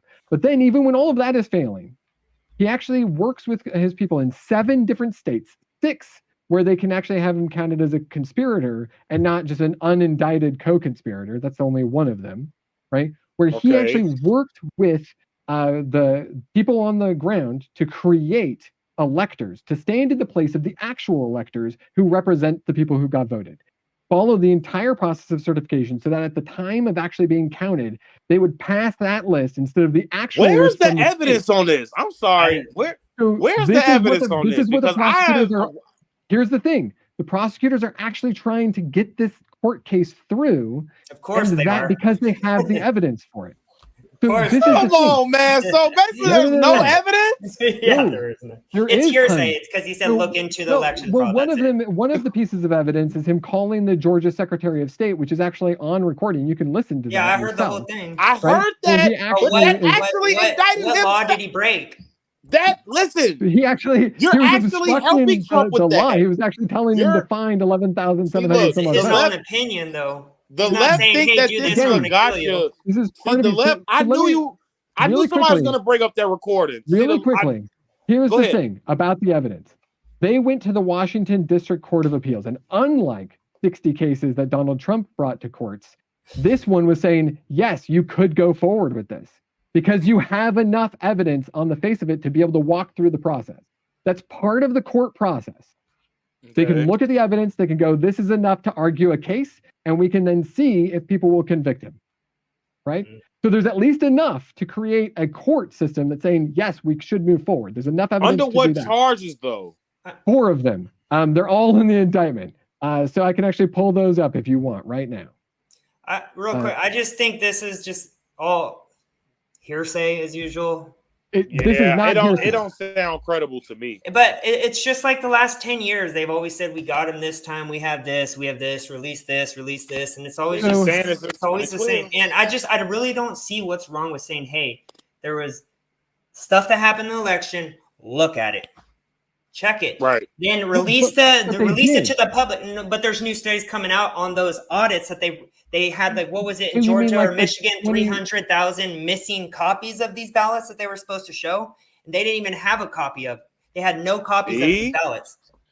See? It was either in Michigan and Georgia. I'll find the video later because I don't want to say the wrong state, but I'll find the video later and I'll send it to you guys. So the 45-page document, let me find it here. Oh, Washington Post. Don't want to use them. Yep, this can be your last counter argument. We're gonna close out. Sure. So here we go. Oh my Lord. Just finding the actual name of the 4th.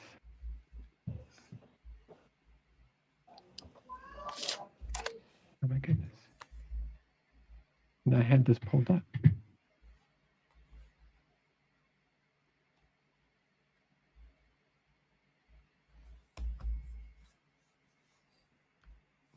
So, and do you know that the Supreme Court, the reason why this is actually important is because the Supreme Court is seen not whether or not the evidence is accurate, not whether or not the evidence is good. They're actually arguing whether or not presidents should even be possibly held accountable for the alleged crimes. That's what the presidential immunity case is about. That recording that you were referring to, yes, you Georgia do know that actually helped Trump's case, right? That didn't help Trump's case. Let me explain to you, because the left want to think this is a L on Trump's behalf. Because it's really not. Because if we want to, you're talking about his former lawyer, correct? No, this was Trump on the call. Yeah, no, I know, but I'm saying the one he was talking to. No, this was the Georgia State Secretary of State. Yeah, this means that he was actually involving himself in an election process so you as do the know president he was candidate, which is illegal. But you do know he recorded him illegally, right? Yeah. It doesn't matter. You're a public official. How does it matter if you're getting hold on. Here's the thing. If recording I record you committing a crime without their consent is illegal. If I record you when you're committing a crime, that is an exemption to the requirement to tell you that I'm recording. What crime is that? But he didn't threaten him. He didn't threaten him or do anything. He just said, "What crime was that?" He was really just asking a question. Trump really sounded like he was lost. For them than for somebody else, right? He actually threatened them during the process, and he said, "Find me these 11,000 votes." Now, that is actually a part of involving himself in an election process where he himself is the candidate and he is part of the executive branch. That's the executive branch interfering with a legislative process. That is against the law. And that is not allowed in any case. Without your consent, Biden can't call up and be like, "Hey, Georgia, I just want you." They have a process for that, and that's called lawsuit. So it's being recorded without your consent. It doesn't matter if it's recorded against your consent. If I'm the FBI or I'm a normal person and I'm walking up to a person recording them during a drug deal, guess what? That's an exemption to them being able to say, "Oh, you recorded me without my knowledge and without my consent," because you can't tell them you're recording them committing a crime. That is a legal precedent. What crime? I'm still lost here. What crime? Interfering with elections. And under what circumstances, though?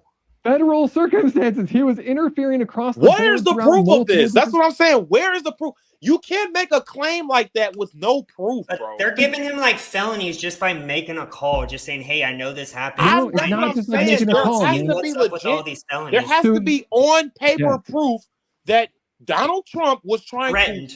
You feel me? So it's like I understand what you're saying. The there charge is. can sound like the charge can sound as bad as it needs or as bad as it wants to sound. But at the end of the day, did he commit this act? So, Because I don't but that's what see the court would anything. decide. That's what the court should decide. The court, like we don't decide that. Will The it be a court jury? decides whether. Will it be a jury? Well, hold on. It Yeah, depends where he's at. Because I mean, it's Exactly. going to be a he's jury in of Which his will no nine peers. times court. out of 10 be in a liberal state. Yeah. You feel what I'm saying? And I don't really think that liberals are fond of Donald Trump because, let's just keep it a stack. Donald Trump is Donald Trump. So we have a So couple of differences here in the sense that, like, you either agree with the jury of your peers process, or you disagree with the judicial system as it lays out. I If agree you with agree what with can be it, he proven, would man. have to be brought into this unanimously. That's actually one of the concerns with the business case document right now, the hush money trial, right? Is that it's a jury of his peers, but it really has to be unanimous. That means 12 out of 12 jurors actually have to agree Right. that Well, it would be he a was a victim retrial. of this, that I he get actually what you're committed saying. this Yeah. crime. Mm-hmm. It's pretty easy to find 12 people where at least one of them would be a fan of Donald Trump. I But don't know they're about New in New York. York. Yeah. It doesn't matter if you're in New York or somewhere else. 100% of people aren't against Donald Trump in New York. Weren't they just interviewing the jurors recently? And Oh, they the hush were money all. Half trial. of them were Oh, that was the hush money. literally Never That was mind. the hush money liberal trial. as Hard. Yep. hell.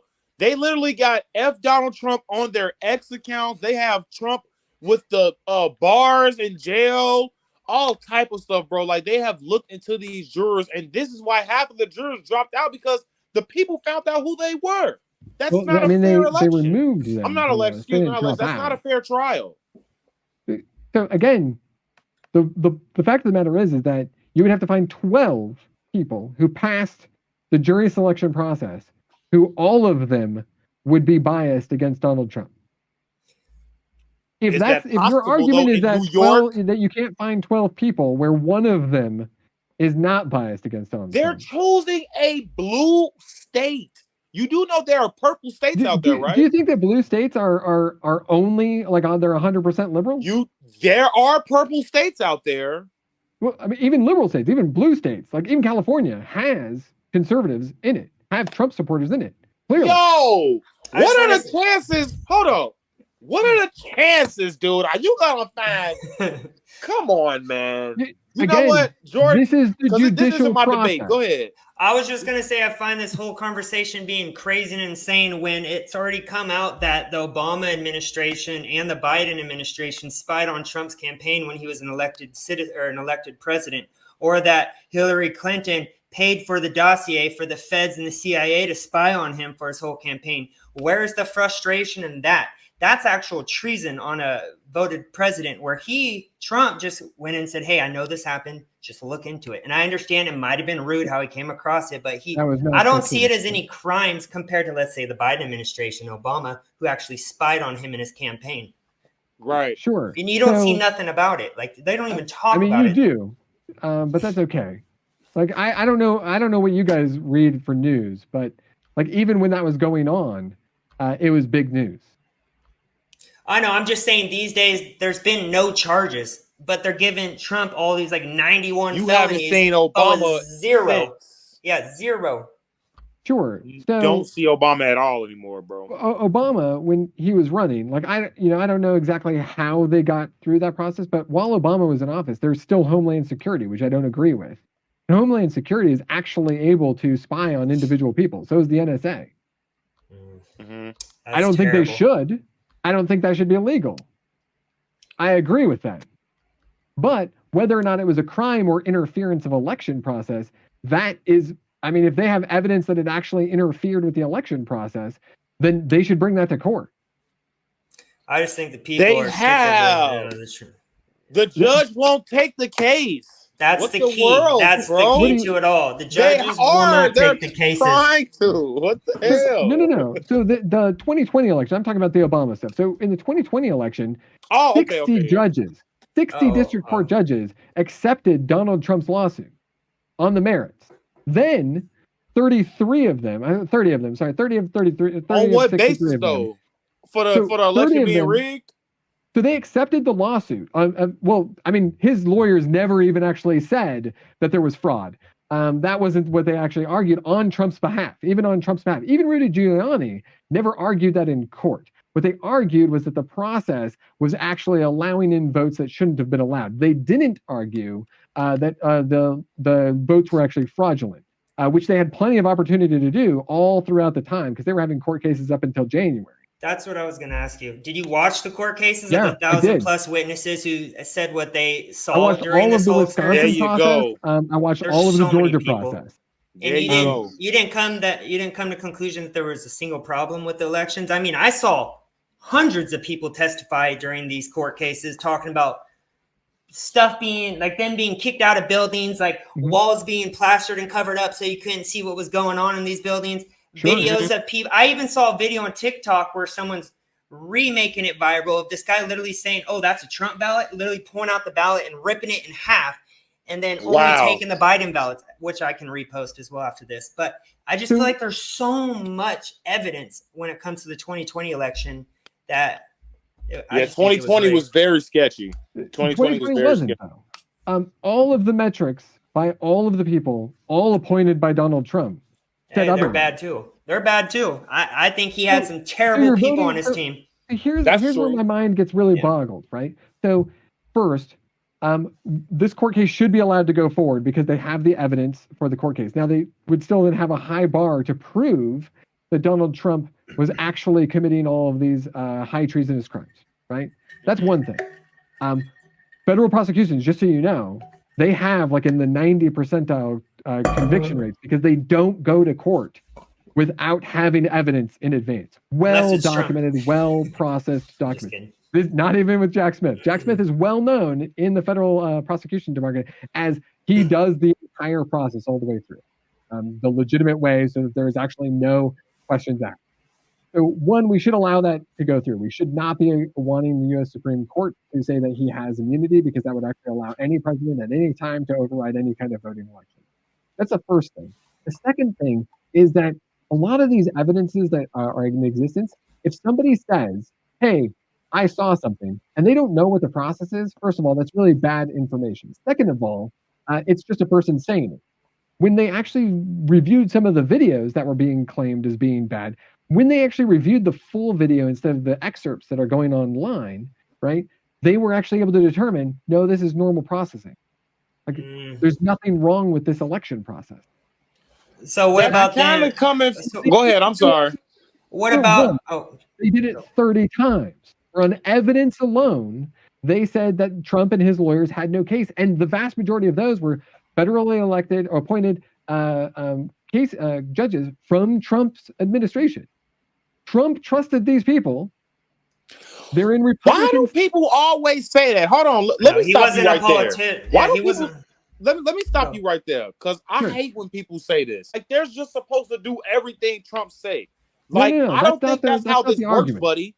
I think you're missing the argument. The reason why that's said, and the reason why I say it, is because it's defended against the idea that Biden had biased people go against him, or that the administration had biased people go against him. What we're saying is that at the very least, these people were appointed by Trump, so they shouldn't have. They're the least likely people to have a bias against Trump. But they have to do their job at the end of the day. See, look, that's the difference between. Which is what they did. They did their job. Wait a minute. Hold on. Let me put your brakes on for a second.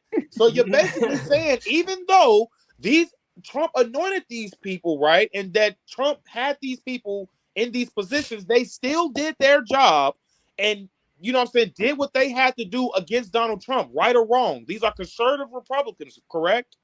Yeah, which is exactly. So wait a minute. Now, when it comes to liberals and Joe Biden and holding him accountable, they're looking the other way. Now, do you see the difference with that? Zero done.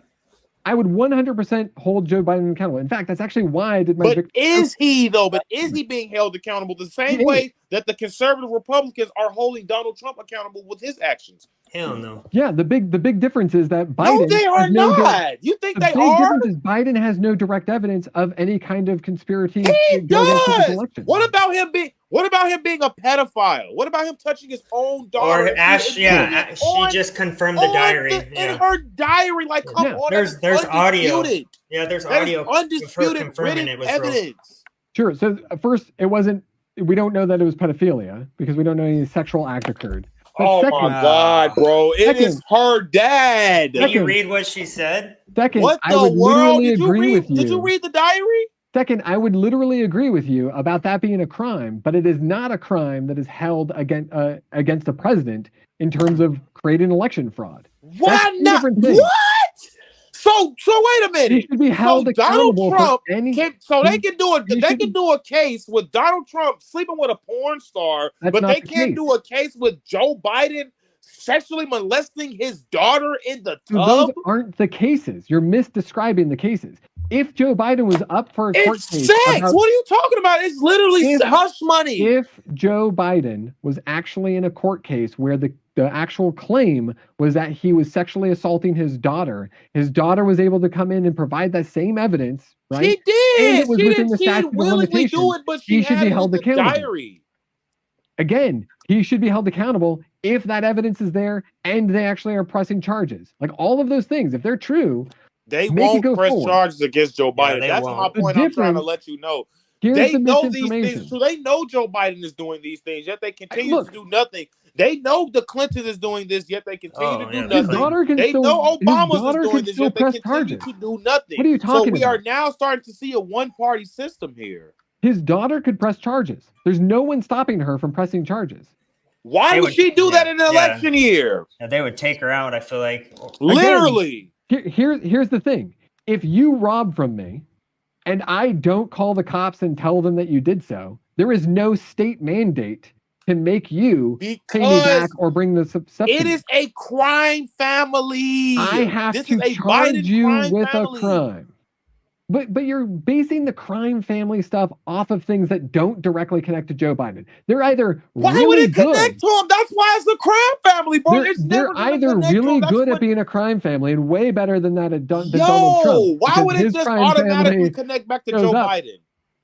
It would have to directly connect to Joe Biden in order for Joe Biden to be held responsible.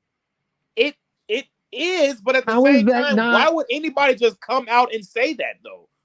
Because people do, and you can find documents. Like who? Look, if you can't find documents, the only people that are speaking up against Joe Biden are Republicans. If you can't find direct evidence and you cannot make that stick in court, our country says you are not guilty. It doesn't mean you're innocent. So writing in a diary isn't a written statement? You're now combining two different things. I'm talking about election fraud and him as president. Any kind of like state or federal crime otherwise he's committed, it doesn't you matter. Should be held accountable. Okay, so wait. Anything that there's prosecution of.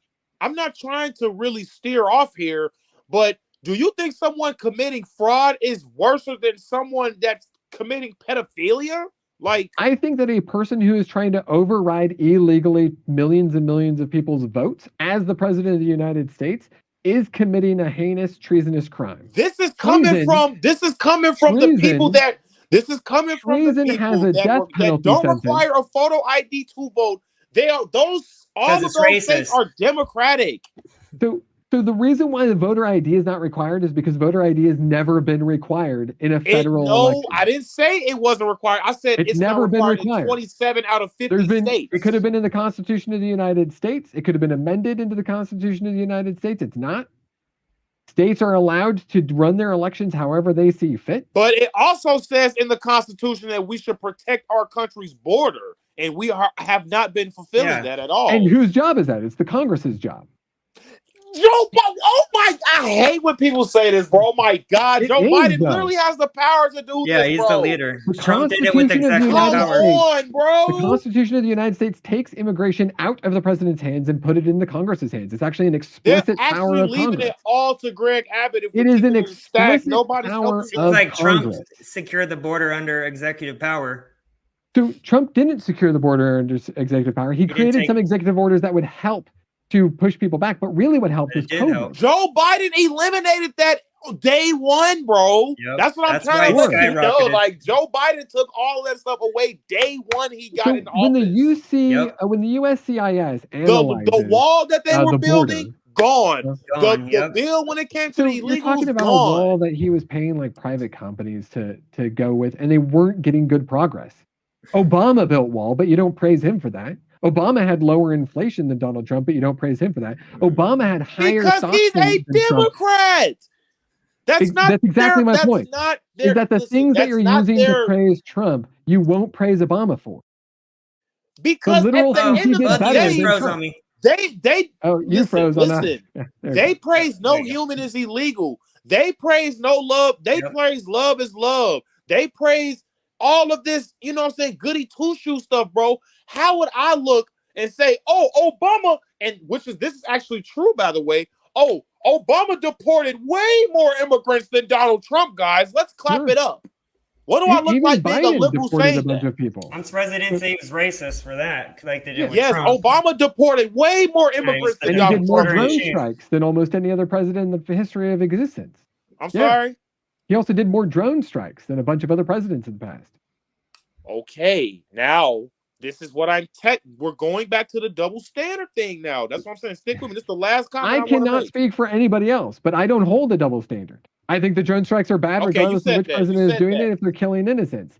I hold that the fact that we want to make sure everyone has the right to live here. I'm for the fact that we want to praise veterans over illegal people coming into the country. You're right. But I'm also for children being saved regardless of a country they're in if they're running away from terror. So we need to have a vetting process, which we do. And people like the conservative media misquote things like the 327,000 people who went to Florida. Remember, we had that conversation.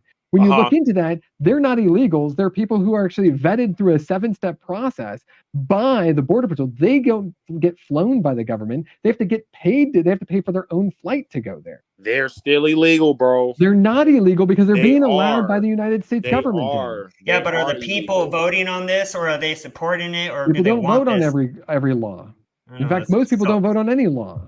Yeah, which is why we need to get rid of those fuckers that do that. Well, what I'm saying is, so any last we live in a constitutional democracy, right? Where we actually elect people to create the laws. We don't actually vote the laws in. We vote the people in. So we voted the people in who created the laws that allow for these things to occur. But who signs off or veto those laws? Even if they're vetoed, a lot of these laws have like way more support for them, right? But that's not my question, though. Who actually makes the law a law? It just goes back to official. So if you veto it, it just goes back into the Congress. But right? And they can reelect. They can actually vote on it again. If it gets vetoed, that means it's not a law. Who signs off on the law? Yes or no? Who has the power to do so? If it gets vetoed, it goes back into the Congress. And then it can still become a law. No, it does not, bro. The executive branch literally has the power to make a law. So here's the Constitution. The Congress, right? It goes to the House, it goes to the Senate. Both parties have to vote on it. It has to get through both of those houses of the legislation. Then it goes to the president to see if it gets vetoed or signed. If it gets vetoed, it comes back to the Congress. But it's not an official law. If it gets vetoed, okay, we tried, we have to try again. They can vote again and override the president. And then it doesn't matter if the president vetoes it or signs it. And now it's actually law. That's how you get a bill into a law. There's that 1970s cartoon, if you want to watch it. That's how the process works. I know what you're talking about. Yeah. How do I become a bill? Or how do I become a law, right? Yeah. Yeah. And on the steps of Congress, right? So there's a process for a president who's blocking things to get things still past them. There's also constitutional powers that dictate what each group can do so that they can hopefully have some crossover. Now, there is a big problem with executive orders, but that started with Ronald Reagan. He was the first person to start using executive orders, just kind of like signing his pen away to try and make laws that didn't really last very long, right? Because the next president would just come in and unsign them. And presidents can't make laws, bro. See, that's what executive orders are essentially laws once they're made. Okay. Right, but they can't override a congressional power, and they can't override the Constitution. So they can't remove constitutional capacity. Right. Right. So there's a lot of things where the Supreme Court can then step in and say, no, you can't have that executive order. But But all the presidents, literally since Reagan, basically were trying to like double down and do more executive orders than the president before them. Mm-hmm. They wield a pen in order to get their laws through, which isn't the process. It's not designed to be the process. It's not how we should be moving forward. However, that's a common theme for everybody, even Donald Trump. Right. Right. So that's not a problem with Republicans or Democrats or Trump or Biden. That's a problem with the system. With the power, yeah. Yeah. Yeah. We also have a Congress that's divorced. Like they will not come to a term. They would never have this conversation. Oh, definitely not. Hell They're, no. they're so 80% out of of them would be touch. out. Mm-mm. Yeah, 80% of them would be at home, not Yeah. even voting. You'd have a couple Right. of people who show up every single day, but you may not like them, right? But they're actually workers. So like Bernie Sanders is a worker. You may not like him, but he shows up every single day. I feel like he used to be until I just He feel still that shows up. he's sold He's out. okay. He's Right? okay. You know, you guys When, don't. when the record is like you show up or you don't show up, like if that's when that's the standard, he passes at least the show up mark, right? At least, yeah. You guys better show up if you're taking taxes from us. That's how I feel. But they're not even representing us at all. Okay, guys. Like, Okay, look. So I got last. Okay, we got final remarks here, guys. We're gonna start with politics and life. Final remarks. Oh, well, I'm actually new to this debate thing. So if you guys couldn't tell, I'd probably talk to least out of all three of us. But, you know, I appreciate the talk. I think it needs to happen more, as I said earlier. Obviously, I'm going to be voting for Trump. I think Biden is a terrible person, but that's the good thing about debating. We can agree to disagree and still get along and talk later, which I think is what we need right now in this country. I think we're living in historic times, and I think it's time for us to unite. For sure, man. Yeah. Caffeine. So I very much appreciate the space, right? I said it in the beginning. I've said it a couple of times during the process where, personal freedoms are my top tier kind of a priority. My second is national security, and my third is the economy. So if you can't tell, like in all of the situations in which I talk about, I'm always like, hey, freedom of speech, freedom of expression, like those things have to be held up, even when we don't like the other person or don't like what the other person is saying or doing, as long as it's not breaking the law or causing explicit harm. Right? Then it's national security that's worthwhile to pay money for. It's worthwhile to lose out on some other quality of life things or benefits. And then it's the economy. So the economy I consider the least important of those three, though still important because you got to pay for that stuff, right? Right. And I do value the inventiveness and creativeness that capitalist societies create, like ours. But we also have to have regulations that protect people and their personal freedoms, right? That's the kind of order that I have. So these kinds of conversations are fantastic because they do a couple of things. They get me your ideas and I can understand you a little bit more, right? And when we interact, then I go, you know what? Wait, if I'm just yelling about this kind of person or yelling about this group of people, then I know two guys and they're willing to talk to me. So clearly they're not all bad. And if they're not all bad, maybe the person in front of me is not all bad, right? And I can actually have a conversation with them. And I may not agree, and you may not ever change your vote for Trump, right? That doesn't really matter. I really wish you'd vote for any other Republican, but it doesn't matter, right? It's not my decision. It's your decision. And personal freedom's that top line. No way. So you have the right to that. But for me, like, I really wish we were in a situation where our two candidates weren't two guys who are older than 70 years old, way out of touch with the current culture and popularity, like piece of things, that one of them I would give them that people did not want a rematch between Trump and Biden. So I would definitely. And one of them, there's some conjecture for crimes, and he may have not had the best like family scenario. Like he probably didn't tell Hunter not to do stuff. And in the other situation, I think there's pretty good evidence that a person did commit like federal felonies and crimes. Those are our choices. That's debatable. Like, but that's the world in which we're living in, where like we can't even get to a situation where this could be in a court trial. We can't even get to a situation where even if somebody was found guilty, either one of them, that they would be removed from being able to run for president. So you'll vote for you'll vote for RFK? So I listened to I was contemplating voting for RFK when I heard one thing he said.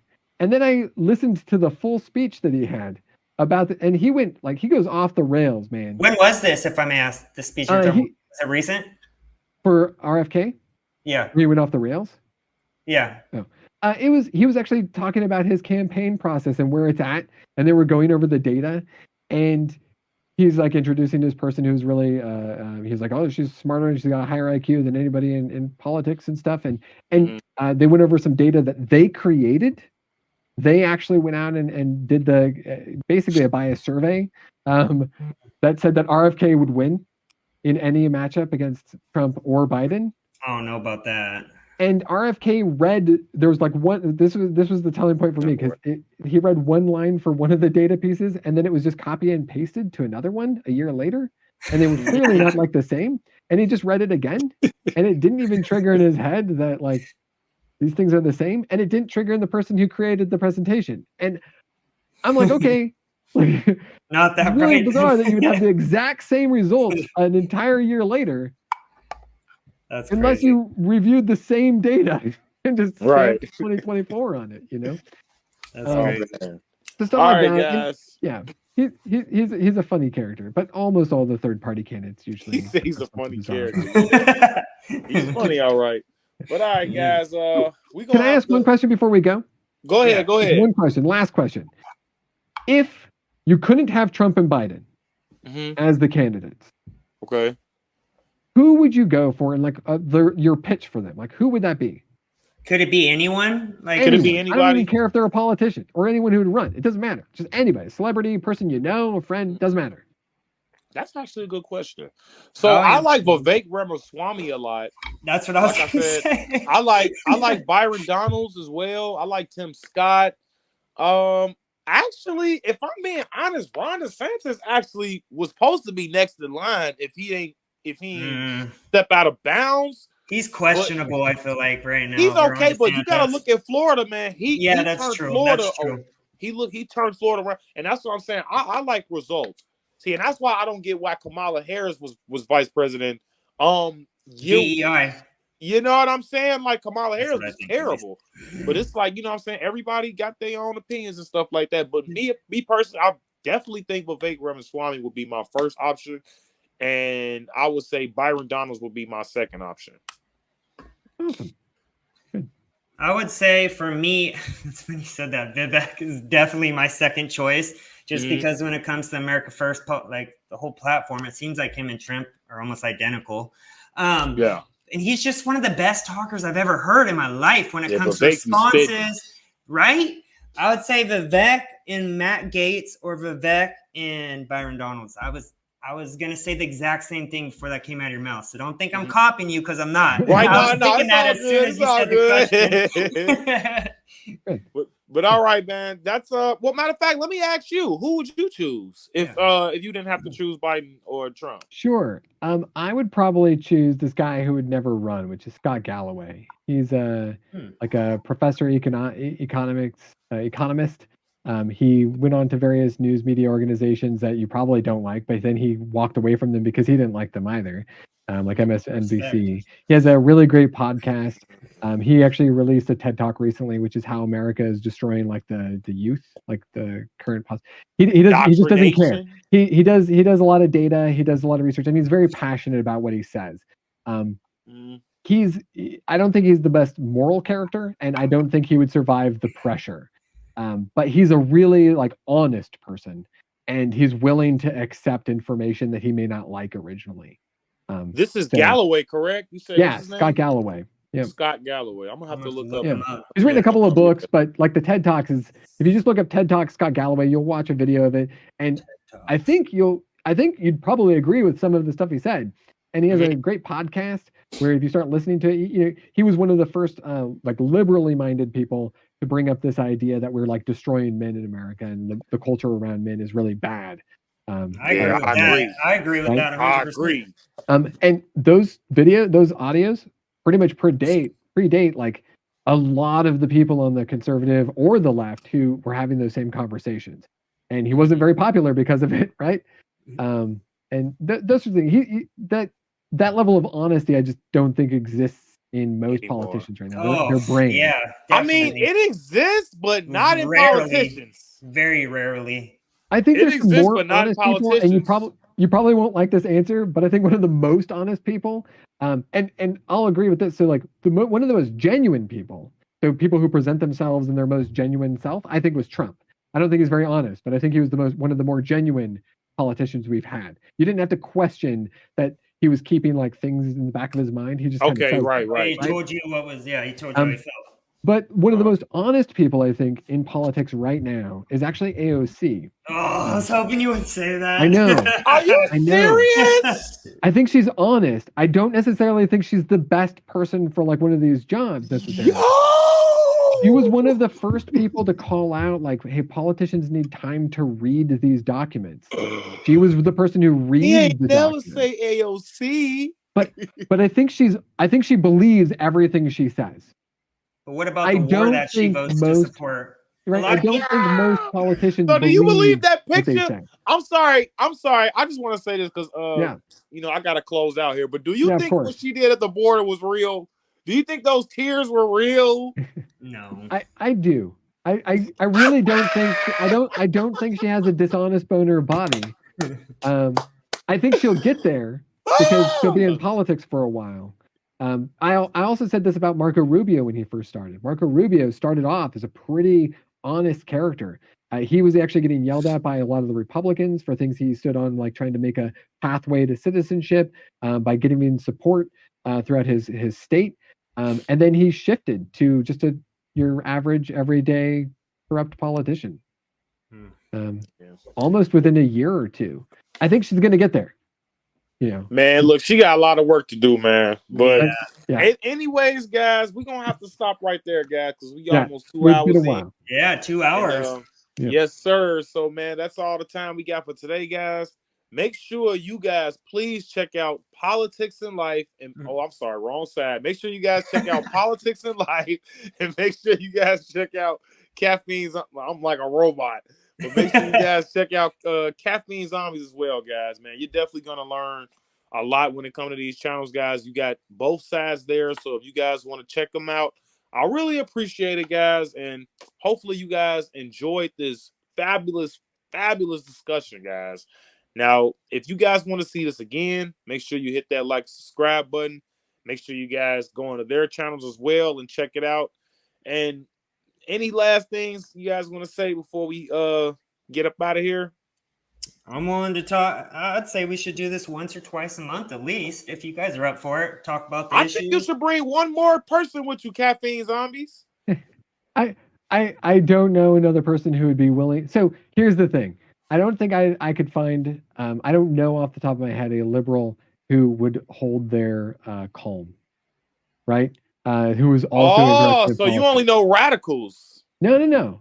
I just know passionate people, right? So one of the things is that for a lot of people on the left, these are actual concerns that they feel like are actually removing rights from them, right? And in some ways they're correct. So for instance, like you may not agree with abortion, but if you're a woman and you're a liberal and someone's saying, I'm going to ban abortion, and you've had that your entire life until now, you're having something taken away from you. It's easier for me as not only a person who would never need to have an abortion, but also a person who just I don't get offended.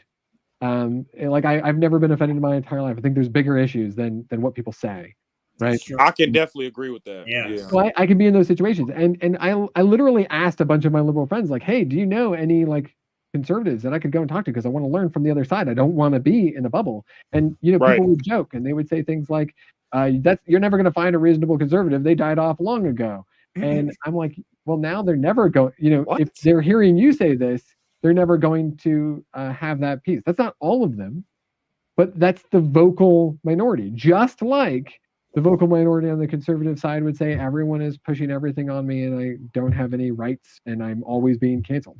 We're having this conversation. We're not canceled, right? We're not big enough to be canceled, right? Yeah. Right. Hopefully, we ain't there yet, but we'll get there. Right. Well, that's all right.